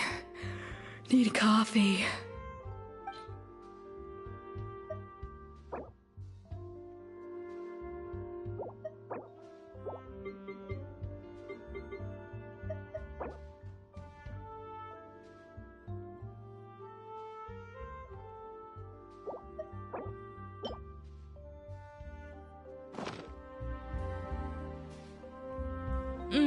Strong, bitter coffee beans, transformed through expert brewing and balanced perfectly with rich, creamy steam milk.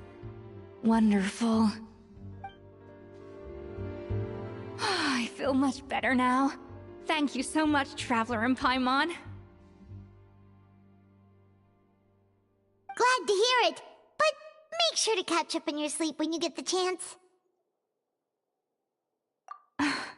I think I figured out where the problem lies. Honestly, it's ridiculous. I don't know whether to laugh or cry. Wait, what investigation? What are you guys talking about? I'll save it for when everyone else gets here. It's so stupidly small, I can't believe it's caused so much drama. Yes, except my failures were stepping stones to success. Escoffier! Have you seen Savannah? Huh? No, not since yesterday. Why? What's wrong? After seeing her home yesterday, we were all a little concerned about how she was doing. So, I dropped by her place early this morning to check on her.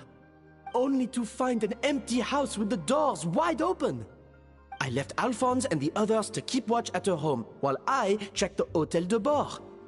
I'm worried something bad might have happened. If she's not here, then where could she be? Boss, Escoffier, bad news. Alphonse? You're supposed to be keeping watch at Savannah's house. We were, but then, just after you left, we found this stuff in her house.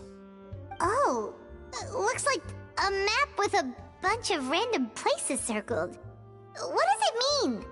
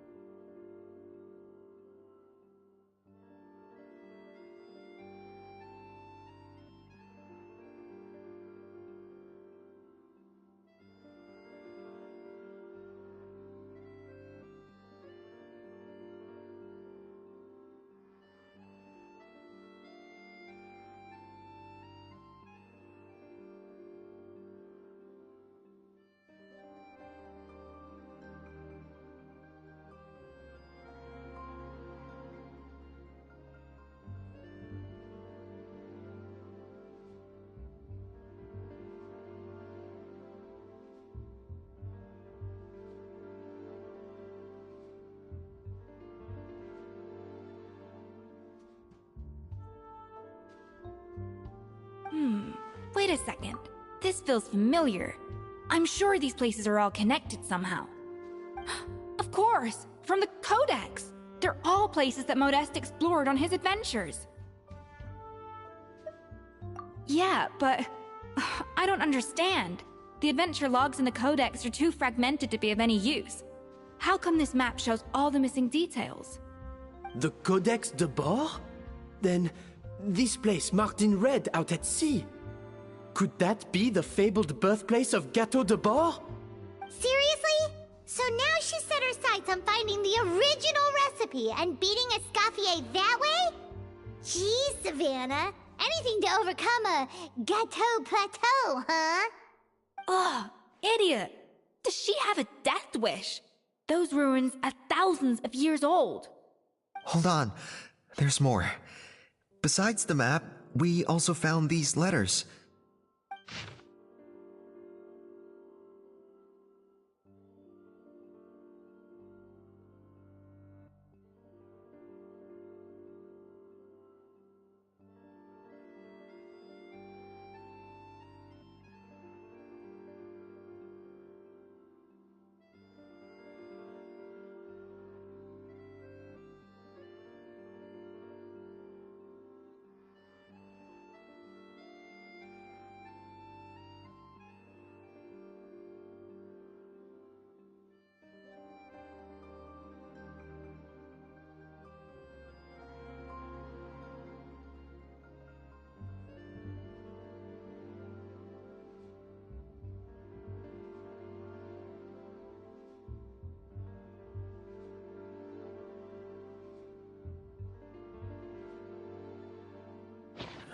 It was you.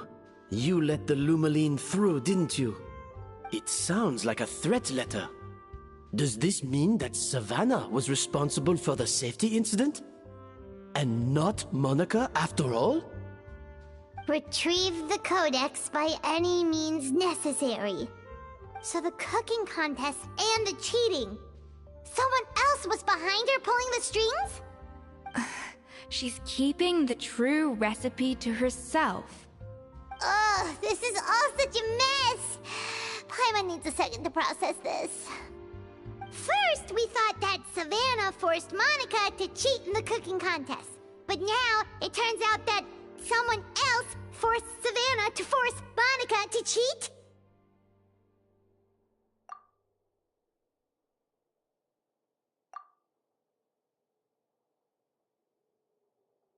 You're finally here. Of course. I should have put two and two together as soon as I read your threat letter. The food safety incident, the demand for a cooking contest, the instruction to blackmail Monica, even the suggestion that Escoffier was keeping secrets from me. It was all part of your grand plan, wasn't it, Monica?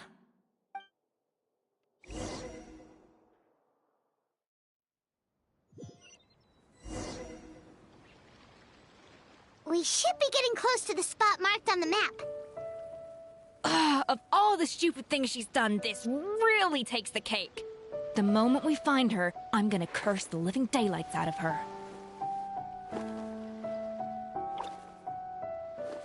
Hey, get out! Cuckoo!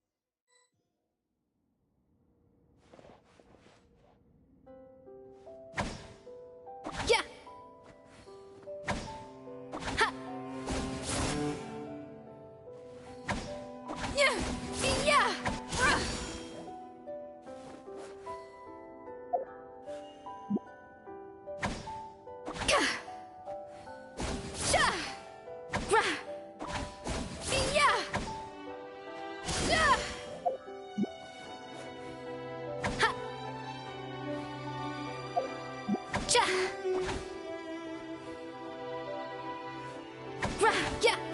Huh.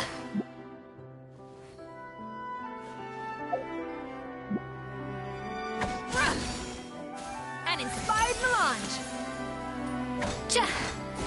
Yeah. Rain outlines your fate. Oz, reveal thyself. Let's go.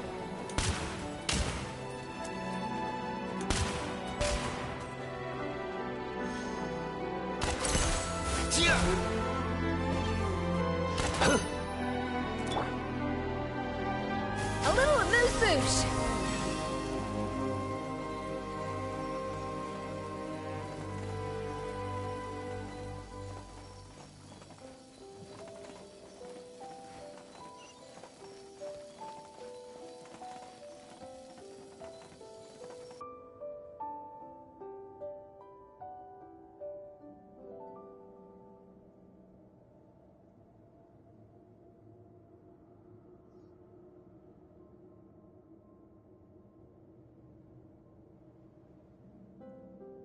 Whoa, this place looks like an underwater restaurant, doesn't it? Suddenly, the idea of an adventure chef finding secret ingredients makes a whole lot more sense. I think Modest's codex mentioned this place. A public bath from the time of Remoria. So yeah, definitely the kind of place that would have served food and drinks. Huh? Some blubber beasts have come to join the party? How did they get here?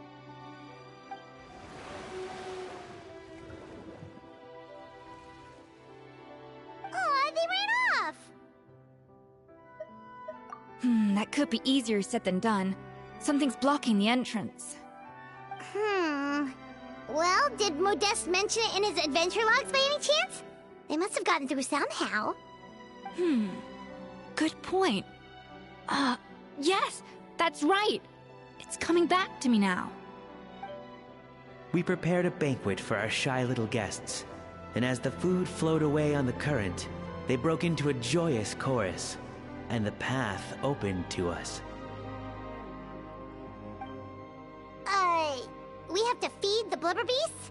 With what? There's nothing here besides rocks, romaritime flowers, and lumitoile. See, this is why you should always bring snacks. You never know when you're gonna need them. Now we have to head all the way back to shore and grab some. There is no time for that. Romaritime flowers and lumitoile will have to do. They may not look appetizing to us, but who knows? They could be blubber beast delicacies. Wait, we're seriously gonna try this?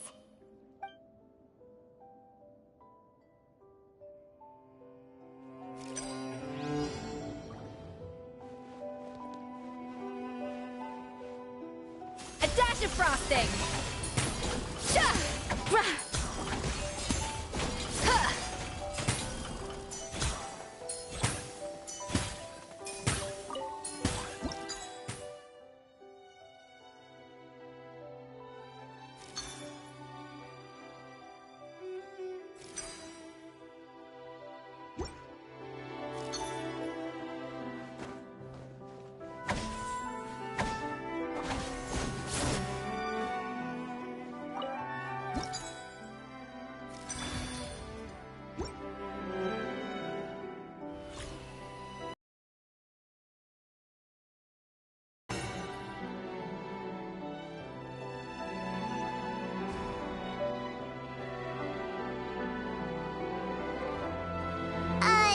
Blubber beasts or not, are we sure this stuff is edible? Trust me, they'll love it. Oh, good question. If we try to put them in the pool, we'll probably just scare them off again, and who knows how long they'll be gone. Yes, we can't afford to wait for them to double back. Oh, what was it that Modeste said again? Something about the food flowing away on the current.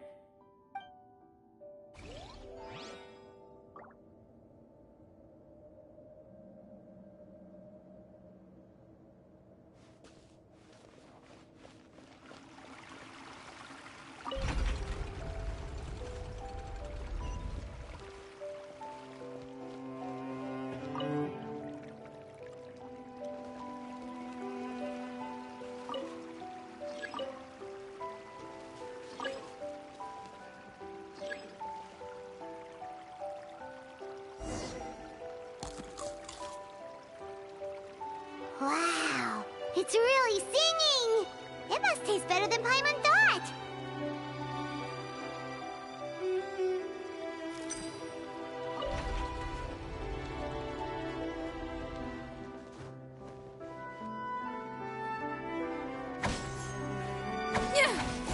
The track's turned back again.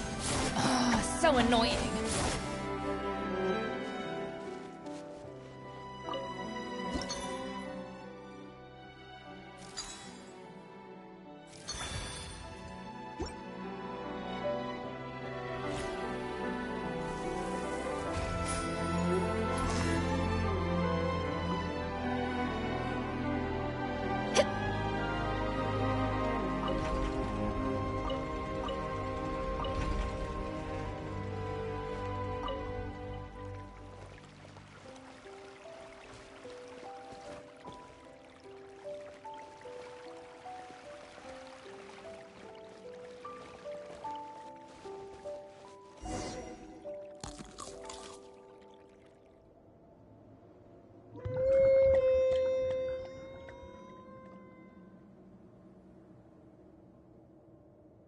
Hey, it's open!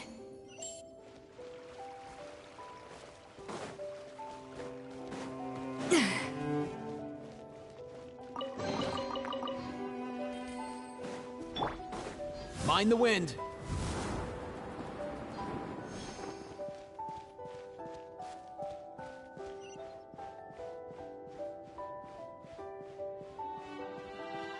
Up and away!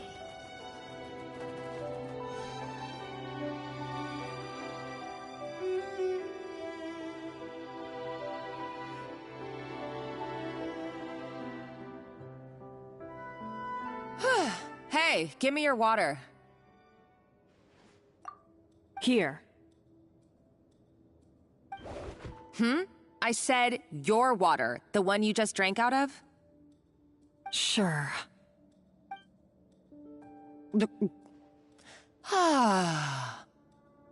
All those years slaving away under Escoffier, and then you. Today, it's finally paying off. Not only have I found the ruin that Savelli kept hidden, but I also get to boss you around like my little lapdog. Hey, go scout ahead for me. If we need to do any more blast tunneling, I want to know where to lay the explosives. Did you not hear me? Get going. Why don't you do it yourself? Oh, when did you learn to fight back? You're always so compliant when I give you instructions by letter.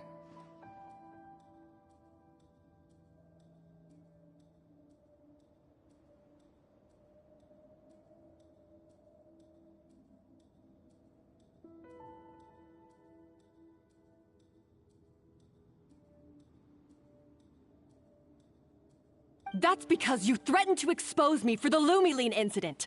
I swear, if I'd known what you were planning, I'd never have... Ha! Don't be so self-righteous. Admit it, you've always been jealous of Escoffier. That's why you lapped up everything I told you. You were terrified of her finding out about your part in the Lumiline incident, and you resented the way her reputation hung over you. So you jumped at the chance to convince yourself that she was the villain, that she deliberately hid her secret recipes from you just to hold you back. It was the only excuse you needed to justify getting back at her. First, idolization, then jealousy, suspicion, and self-deception. That's what this comes down to. It was the same story with Savelli and my ancestor. He offered Modeste his friendship only to murder him out of vanity. He promised to explore the world with him, only to later destroy all records of their adventures. It's a miracle I even found this place. You have no idea the countless hours I spent piecing it all together. So you see, you're no better than Savelli. If you can't beat him, betray him, right? I am no Savelli, nor will I ever be. Oh, put a lid on it. You really think you can absolve yourself of your vindictive and jealous behavior now? Just because you finally realized that Escoffier never kept any secrets from you? You didn't show any remorse when she left, or in the cooking contest. Why start now? You have no right to redemption. You're right. I don't deserve her forgiveness. But I am done being bullied into submission by you! Ooh, feisty. But you should watch your tone. Talking to me like that could get you in big trouble. I somehow doubt that. Since I poisoned both our water bottles. What? Ever since I learned the truth, I've been biding my time, waiting for this moment. You've played me like a fiddle for so long, and now this is payback! But you drank it too! It's what we both deserve. This is the price we must pay for betraying Escoffier. You'll die here with me, Monica! You.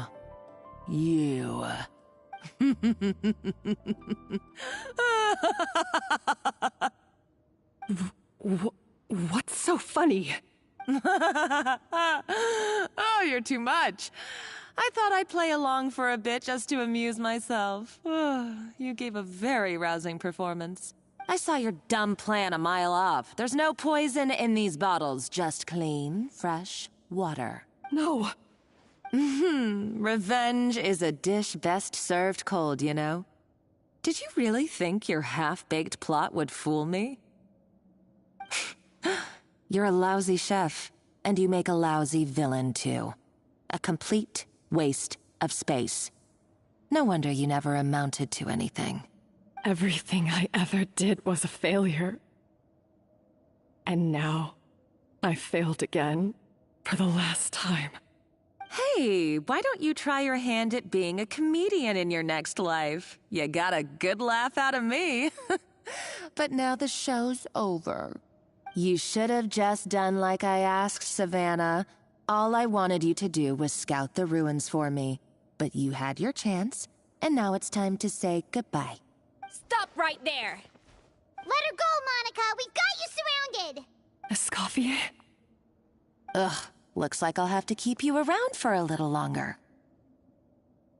You can't! Stay back if you want her alive! Escoffier and the Traveler. I can't take you both on in combat, but if you so much as flinch, I can end Savannah's life in a heartbeat.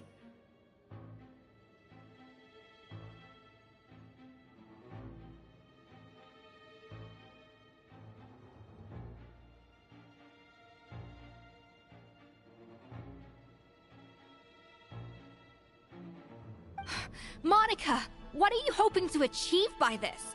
You're about to commit murder, and for what? A recipe? A recipe? You chefs are all blinded by your myopic focus on kitchen affairs. Well, some of us actually have bigger fish to fry. Modeste had a secret. The truth behind his so-called genius, the je ne sais quoi factor in his Gâteau de Bourg, and it's right here in these ruins. Are you serious? You're here because of a Gâteau de Bourg obsession? You've gone completely mad! I couldn't care less about the cake itself. No, the real treasure is the secret ingredient that Modeste sourced from these ruins. He and Savelli were fools. A priceless treasure of Remoria in the palms of their hands, and they thought, ooh, this would go great in our cake mix. We're talking about a powerful stimulant that also sharpens the senses. That's no cooking ingredient. It's a groundbreaking drug. That's right, I've done my research. It was a drug that Remoria developed for their war machine. I could make a killing by selling it to the treasure hoarders or the Fatui. Will you listen to yourself? You're completely delusional.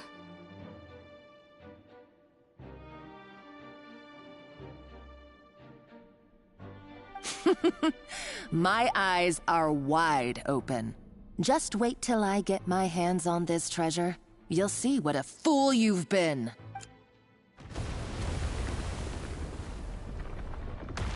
Wait, what's that sound? Just when I thought she couldn't get any crazier. She's lucky the whole place didn't collapse. Uh-oh, Savannah's gone too! Monica must have taken her. Oh, what a coward. She's only taken her hostage because she knows that she's no match for you. That's true. Even if she finds the treasure, she'll need Savannah alive if she wants to get out of here in one piece. Oh, well, our path's been blocked, so let's look for another route.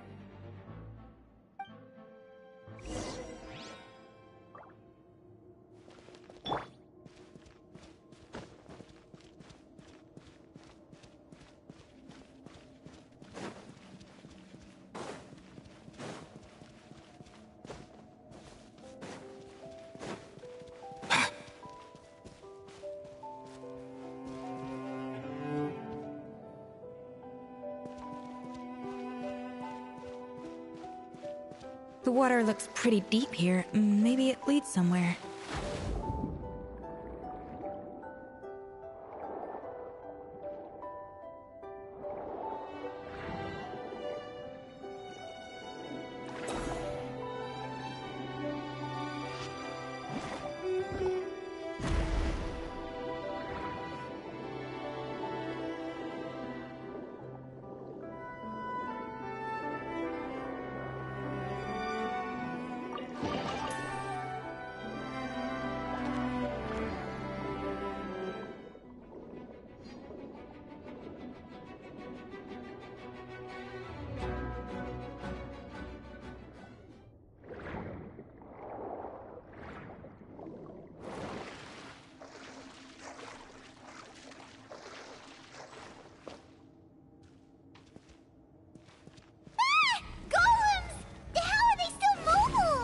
They were probably awakened by the explosion just now. Alright, Knife Skills 101. Time for some rough chopping.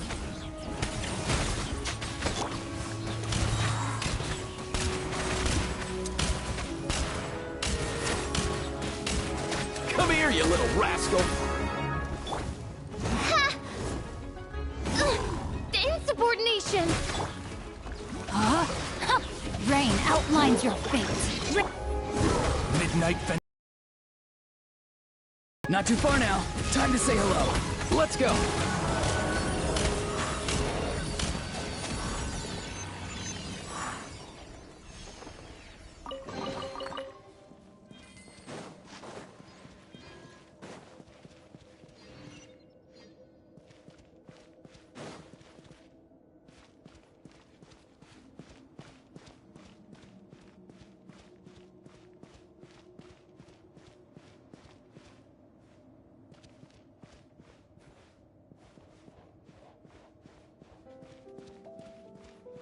Another door? Guess we need to prepare another feast for our guests.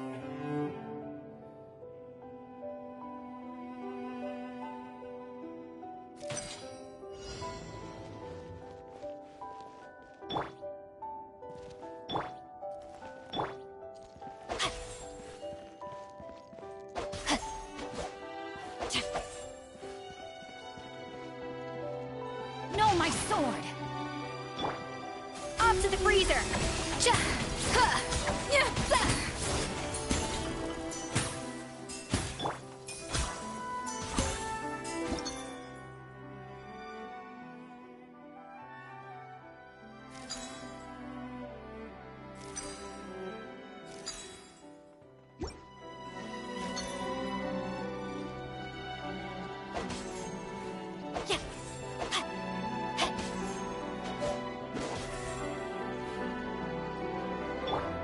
A little amuse-bouche!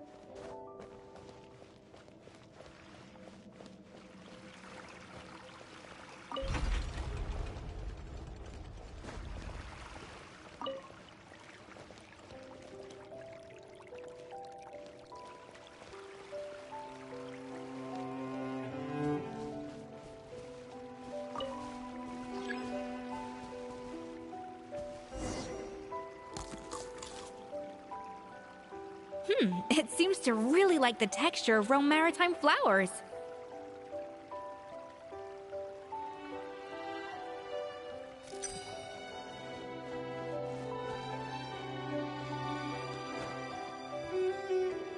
A dash of frosting! Yeah! Yeah! Cha! Yeah!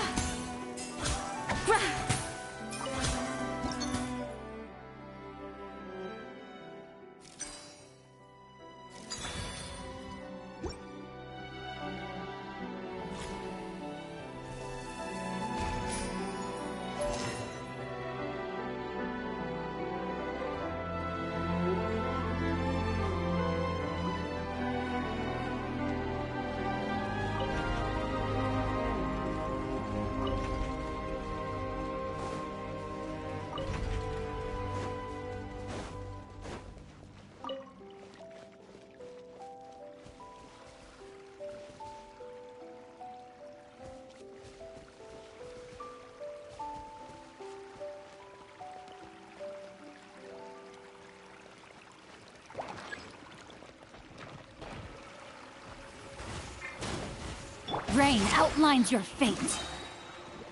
Let me weave you a verse. Be free! Tell me what you see! Up and away!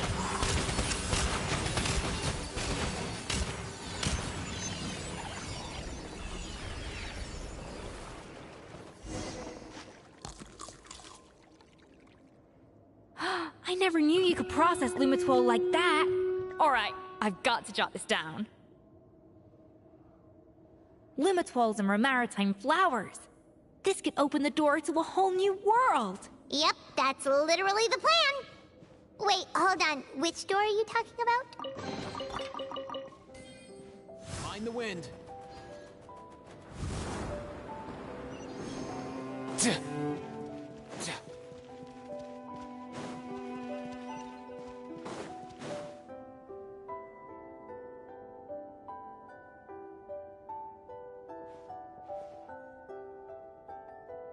That's strange.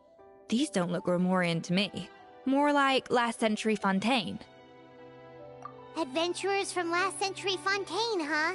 Oh, Modeste and Savelli, do you think they camped here? By the looks of it, this was a one-person camp. They adventured together, but maybe one of them came back alone at a later date. Huh, you really think so?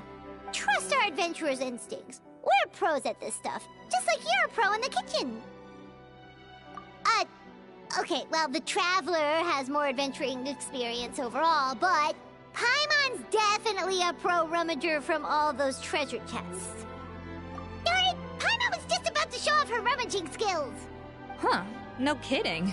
Are all adventurers so obsessed with journaling? I mean, I guess I take a lot of notes when I'm cooking as well, but I thought that was just me. Anyway, let's find out who was here. It's been years since I've last visited these ruins. It's exactly the way I remember it. This place probably hasn't changed in millennia. Sadly, up above, on dry land, everything has changed. The treasure of Remoria. That's what we used to call it. Modeste was right about its potential. It turned Gâteau de Bourg into a national sensation. Our limited stock of the substance meant that the gâteau could only be produced on a small scale. But this only drove up the popularity all the more. Modeste was right about that too. He predicted all of it. He was praised as a genius, while I, as the one person who'd ever disagreed with him, was labeled a talentless fool. Modeste tried his best to console me, but I knew better than anyone just how great the gulf was between us. Our conversations grew scarce, and we saw less and less of each other. I didn't fight it. He had new friends and a career of his own. Why invite further disdain by inserting myself where I did not belong?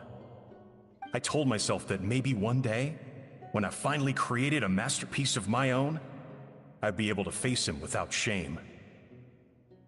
Or maybe one day, when I've put these feelings of self-loathing behind me, I'd be able to ask him with a smile on my face, How about we go on one more adventure, for old time's sake?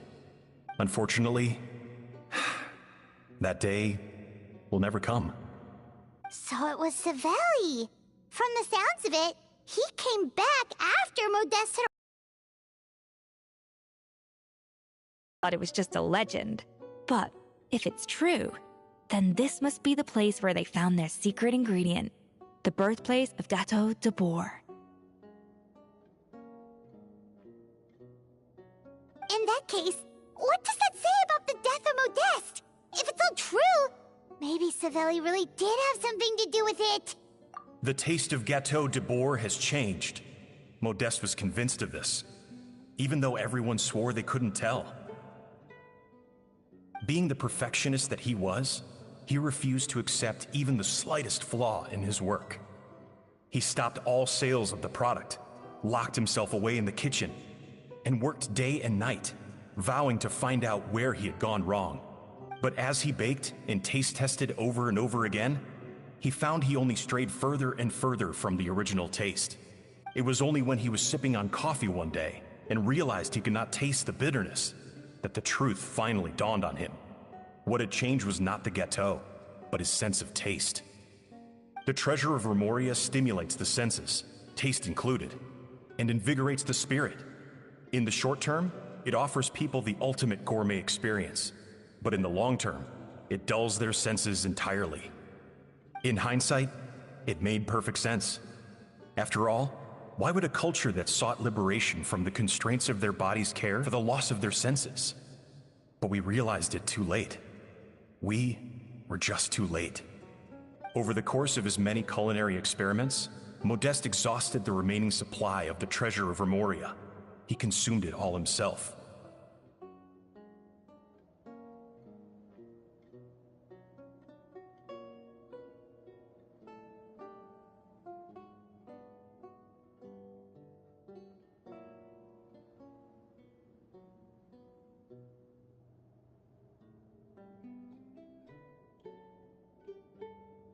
The finest culinary talent of his generation now faced a future in which he would never be able to taste anything ever again.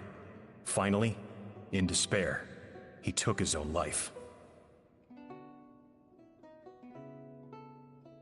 And because we had become estranged, I could not be there to stop him, to offer some words of comfort, or even to say goodbye. Yet despite everything, he sent me his final letter. The treasure of Remoria? Guess Monica was really onto something. It really was a kind of drug. So, Modeste chose to end his own life. Then, why all the rumors that Savelli murdered him?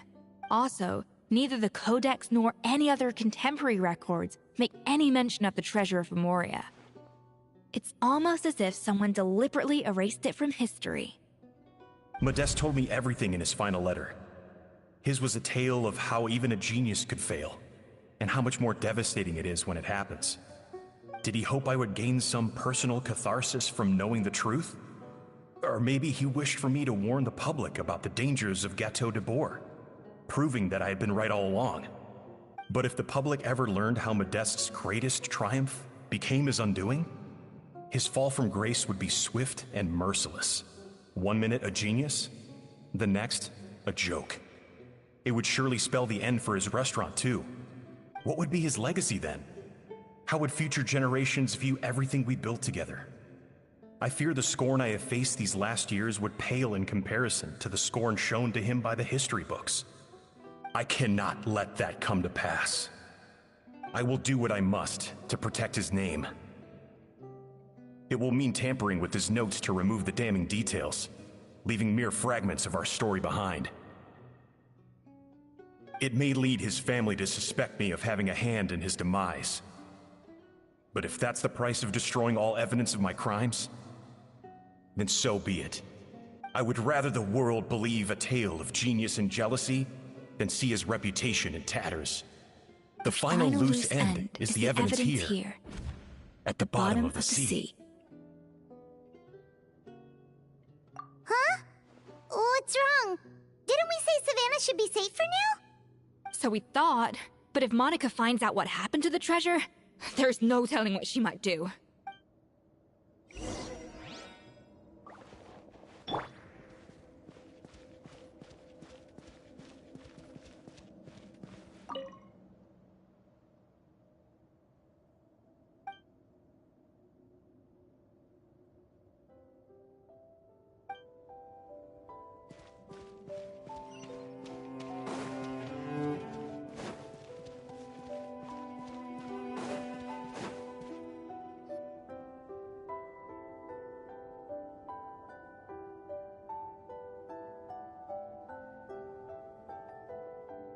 The treasure of Remoria. I have found you at last. Savelli, you tried your best to bury the truth, but you underestimated the children of Modeste. Some fragments of his diary escaped your clutches, and we have held on to them for generations. But I have to thank you too, Savannah.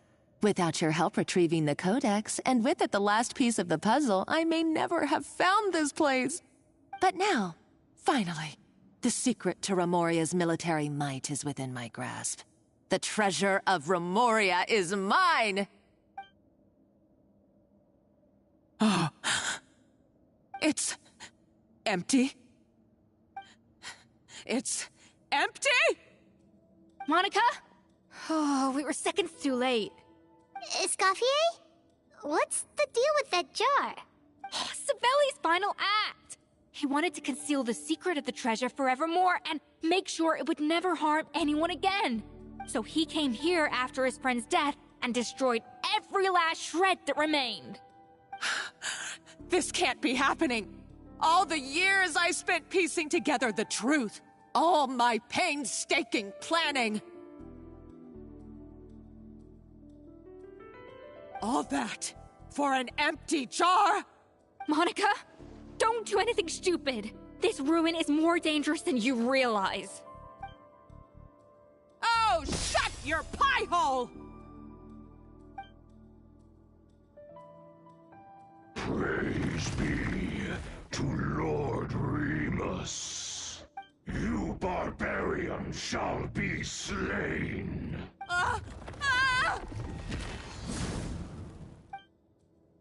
She's a nutcase! A liability to herself and everyone else. Well, now it's up to us to clean up the mess she's made. Take these golems out!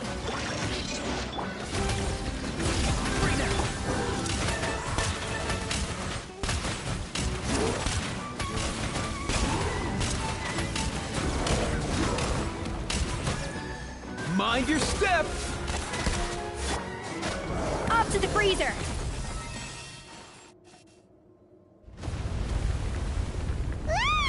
Why is this place still shaking?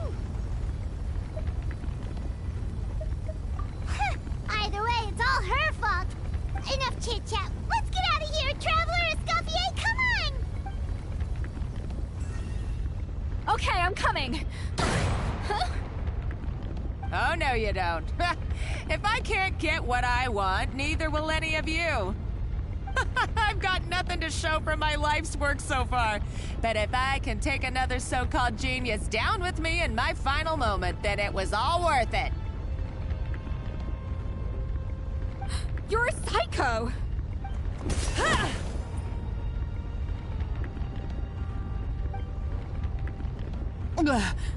Savannah? Oh, when did you wake up?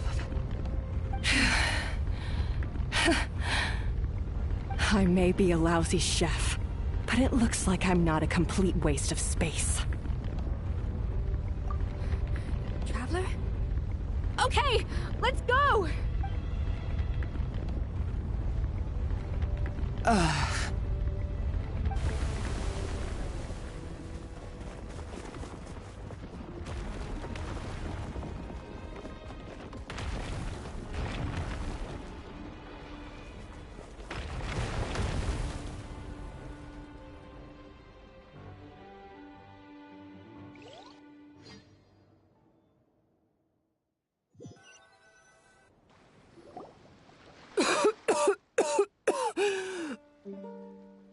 Escoffier!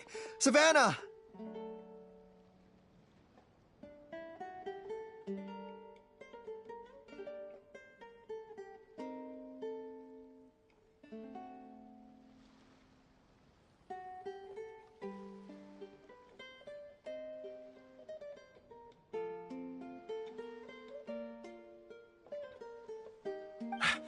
Traveler, and Paimon!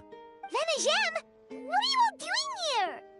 What did you expect us to do? Stay at the restaurant and sit on our merry derrieres? While the Traveler and Escoffier were out here risking their lives?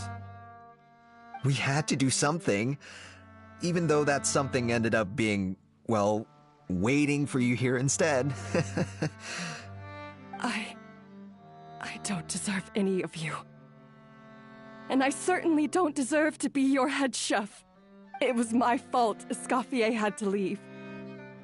Then I couldn't live up to her standards. I acted like a tyrant in the kitchen. And now I almost got myself killed. Come back, Escoffier. Come and be our head chef again. I'll never be able to replace you. Okay, so everything I said to you the day I left, it just went in one ear and out the other?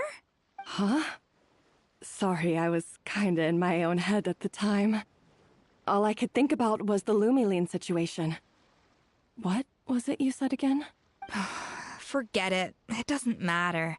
Anyway, I didn't leave this job because of you. And you're not nearly as awful a chef as you think. If you were that bad, why would all your staff show up here for you? Escoffier's right. Sure, you nitpick our work and get us to do things over a lot.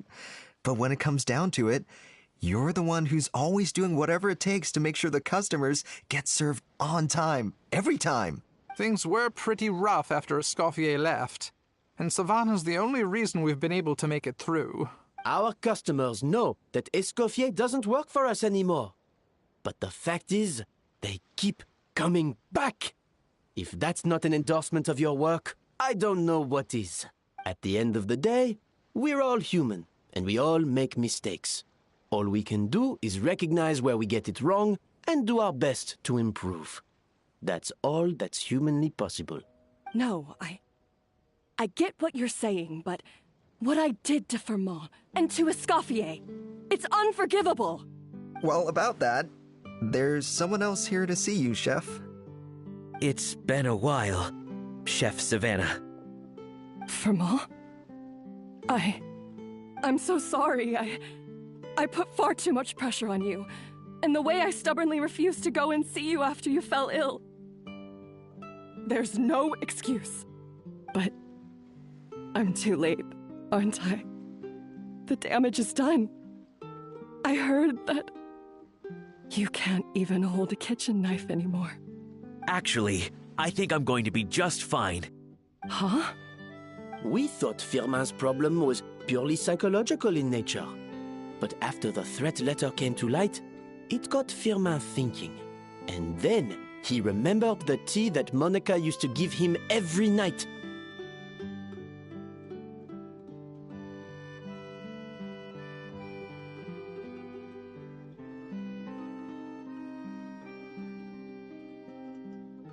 And as it turns out, she was lacing it with Lumiline the whole time. No way! Doesn't that cause nerve damage? It can. High doses pose a risk of serious nervous and sensory complications. But if you calculate the dosage carefully, you can control the extent of its effects. A small dose might simply make a person more emotional, whether that means more fragile or more hot-tempered. No wonder it seemed like you'd lost your edge. I asked my friends at the Fontaine Research Institute about it. They said that with the low dose I was taking, the risks are pretty small. They also fixed me up with some meds and said I should recover in no time. Well, that's what happens when you give someone a little bit of hope to cling on to. There's more. We believe that Firmin was likely not Monica's only victim. You mean she poisoned me too? Oh, so that's why Savannah's been so irritable this whole time. Let's not be too quick to blame everything on the Lumiline. That stuff can only amplify what's already there. So tasty food will seem like the most delicious thing in the world, while food you don't particularly care for will become utterly revolting. So you better make sure you reflect on your behavior and apologize to every single person you've wronged. No matter what I do, my Gâteau de Bourg never tastes the same as yours. Is it just... I mean, is it because you're a genius and I'm not? It's because the heating element in your oven is broken, you silly goose. What? Huh? I felt like something was off during the cooking contest. Once I got around to checking all the equipment, I noticed it right away. There was a half-degree discrepancy between the temperature setting and the actual temperature. All the ovens in the whole kitchen had the same problem, which confused me at the time, but by this point, it's pretty obvious that Monica must have tampered with them. I would have figured it out the day of the bake-off, since the issue affected both our teams. But of course, Monica sabotaged mine so that could never happen. No. I spent so long trying to find out where I was going wrong, and then you pinpoint the problem in just one night? It all comes back to one simple, undeniable truth. You're a genius, and I'm just plain old Savannah. Oh, cut it out! Stop the woe is me act for a second and just think. I came up with this recipe. You don't think that might have something to do with it? Do you know how long I spent perfecting my Gâteau de Bourg? 3 years! 3 whole years! I know this dish inside out, back to front and upside down. And you've been head chef now for what, 6 months? If that? A couple hundred failed attempts, and you're gonna throw in the kitchen towel? And declare you'll never be successful because you're not a genius? You clearly have no idea how many kitchen failures I've had under my belt. Or just how long it took me to finally get my recipe to a level I was satisfied with. Genius or not, everyone makes mistakes. Modeste did, Savelli did, everyone does. You're only a lousy chef if you don't face up to your mistakes, learn from them, and then keep chipping away until you crack the problem once and for all. Surely you haven't forgotten all that. You were no lousy chef back when I handed you the reins. I haven't forgotten. And I'll make sure I never do. That's our head chef. Ha ha! Sounds like we won't need another changing of the guard in the Hôtel de Bord kitchen anytime soon. Huzzah! Aw, what a perfect ending to a crazy journey. Look how happy everyone is. So you got your mojo back now? Yeah. Thanks to you, Escoffier. In fact, no. Thanks to all of you.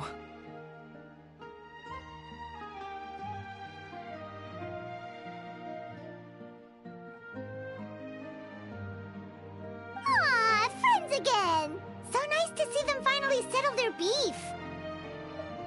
Good. So now that's out of the way. It's time for payback. You cheated in our last bake-off, and I demand a rematch right now.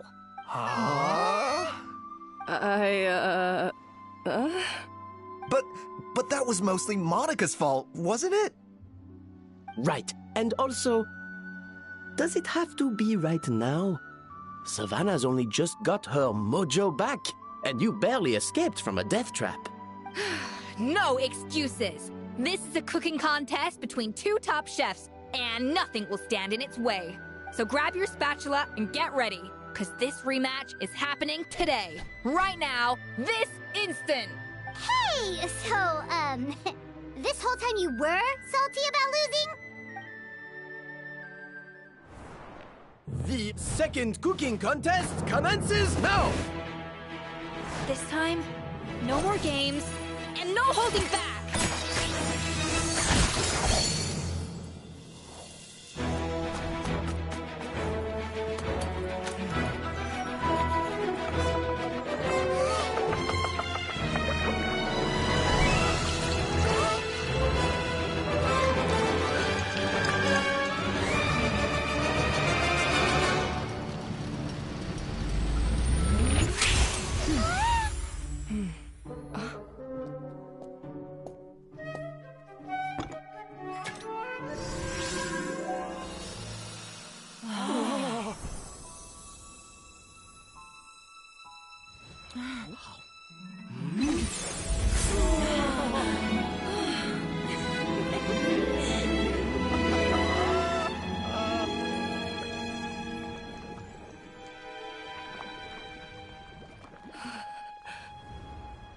I feel like I don't have the right to be here. Hey, what are you so afraid of? You can't unbake it now. And if you don't serve it, then good or bad, you'll never find out how to improve. If you're too scared to fail, you'll never know what real success tastes like. So? Embrace your failure. Taste it. Digest it. That's the way to success. I don't know. Sounds like it's easier said than done. I'll do it.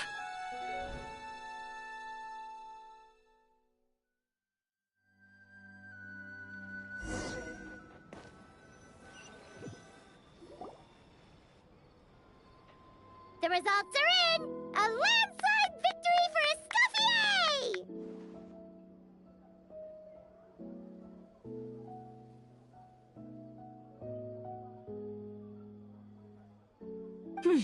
Quite rightly, too. Piece of cake.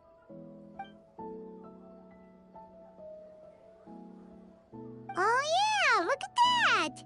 Savannah looks pretty chipper too, considering she lost. Now, where were we? Yes. Do you have any more questions for me after everything that's happened? I thought Navia would have filled you in. And actually, I said all this to Savannah before I left. Although, as we saw, I don't think any of it sank in. I had 2 reasons for leaving. One was the food safety incident, of course. But the other was that the Hotel de Boer had reached a point where it didn't need me anymore.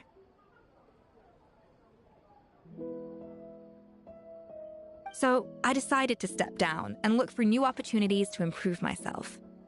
Improve how? Well, a while back, I got to know a fellow chef from Liyue, and in her, I saw so many new possibilities.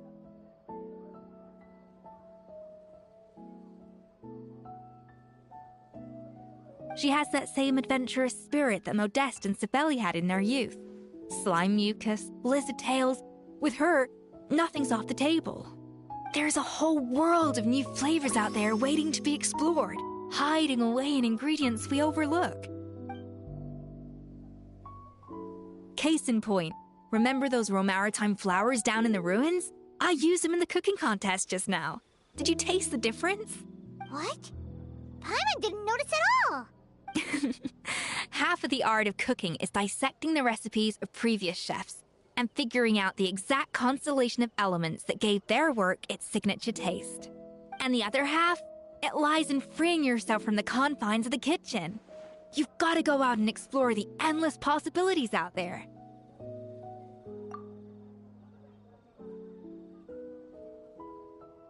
Uh-oh. Paimon's suddenly not sure she wants to try your cooking anymore. Don't worry, it's not going to be a free-for-all like in Modeste's time. Before I put anything into my food, I'll obviously do my research, make sure it doesn't contain any harmful substances. In the meantime, take this. It's a recipe for Petit Gâteau de Boer revised version. I tweaked it to suit your needs as busy adventurers. Hope you enjoy, and remember, feedback is always welcome. All right! So, do you ever see yourself returning to Hotel de Boer? Oh, of course. I've already promised Vanisham that I'll come back every once in a while to make sure the quality of the food remains at an acceptable level. You know, Paimon's still a little disappointed that we never got to see the treasure of Remoria. Surely Monica wouldn't have gotten drawn in so deeply if it wasn't for all the mystery surrounding the original Gâteau de Boer. She practically dedicated her life to finding the lost pieces of Modeste's diary. Then went to all that trouble to infiltrate the Hotel de Boer. And in the end, it was all for nothing. Since you mentioned the treasure, between Modeste's writings and what we saw in those ruins, I think I may have figured out the truth. The so-called treasure of Remoria was most likely a substance that the Remorians extracted from lumitoiles, better known to us as lumiline. Huh? So then, why all the hype back in the early days of Gâteau de Boer? Don't forget, it was a very different era. We could barely even refine sugar back then. So desserts were very much in their infancy. In a world of bland food, it's no wonder that the first thing to really excite people's taste buds took the world by storm. And as for the Lumeline, it may well have been somewhat valuable in ancient times. But these days, it's just another drug from the Fontaine Research Institute. Even if Savelli hadn't destroyed it all, I doubt it would be worth that much these days.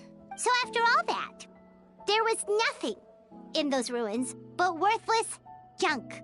Feels strange to say it, but Paimon almost feels sorry for Monica. She sacrificed it all only to get nothing in return.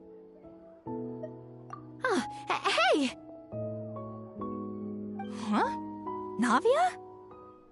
You just got back from that underwater ruin, right? Well, check it out. They ran a special issue. Did you see anything like this down there? Freshly unearthed from the ruins of Rumoria. A magnificent jar thought to be over 1,000 years old. Experts say it has immense artistic and historical value. It could be worth an absolute fortune.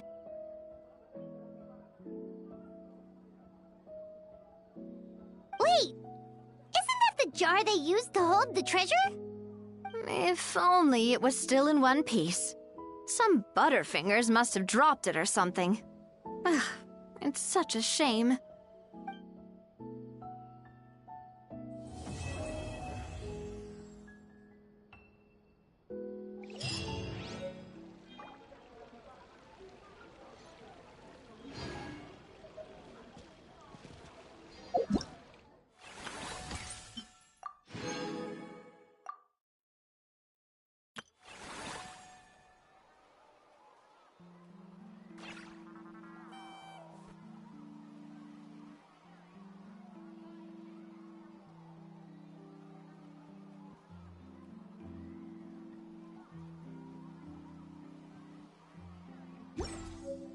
Huh?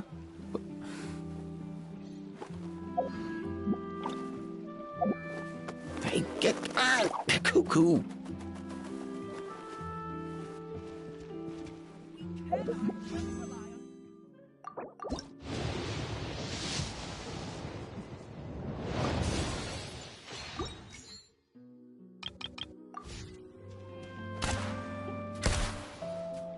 Here!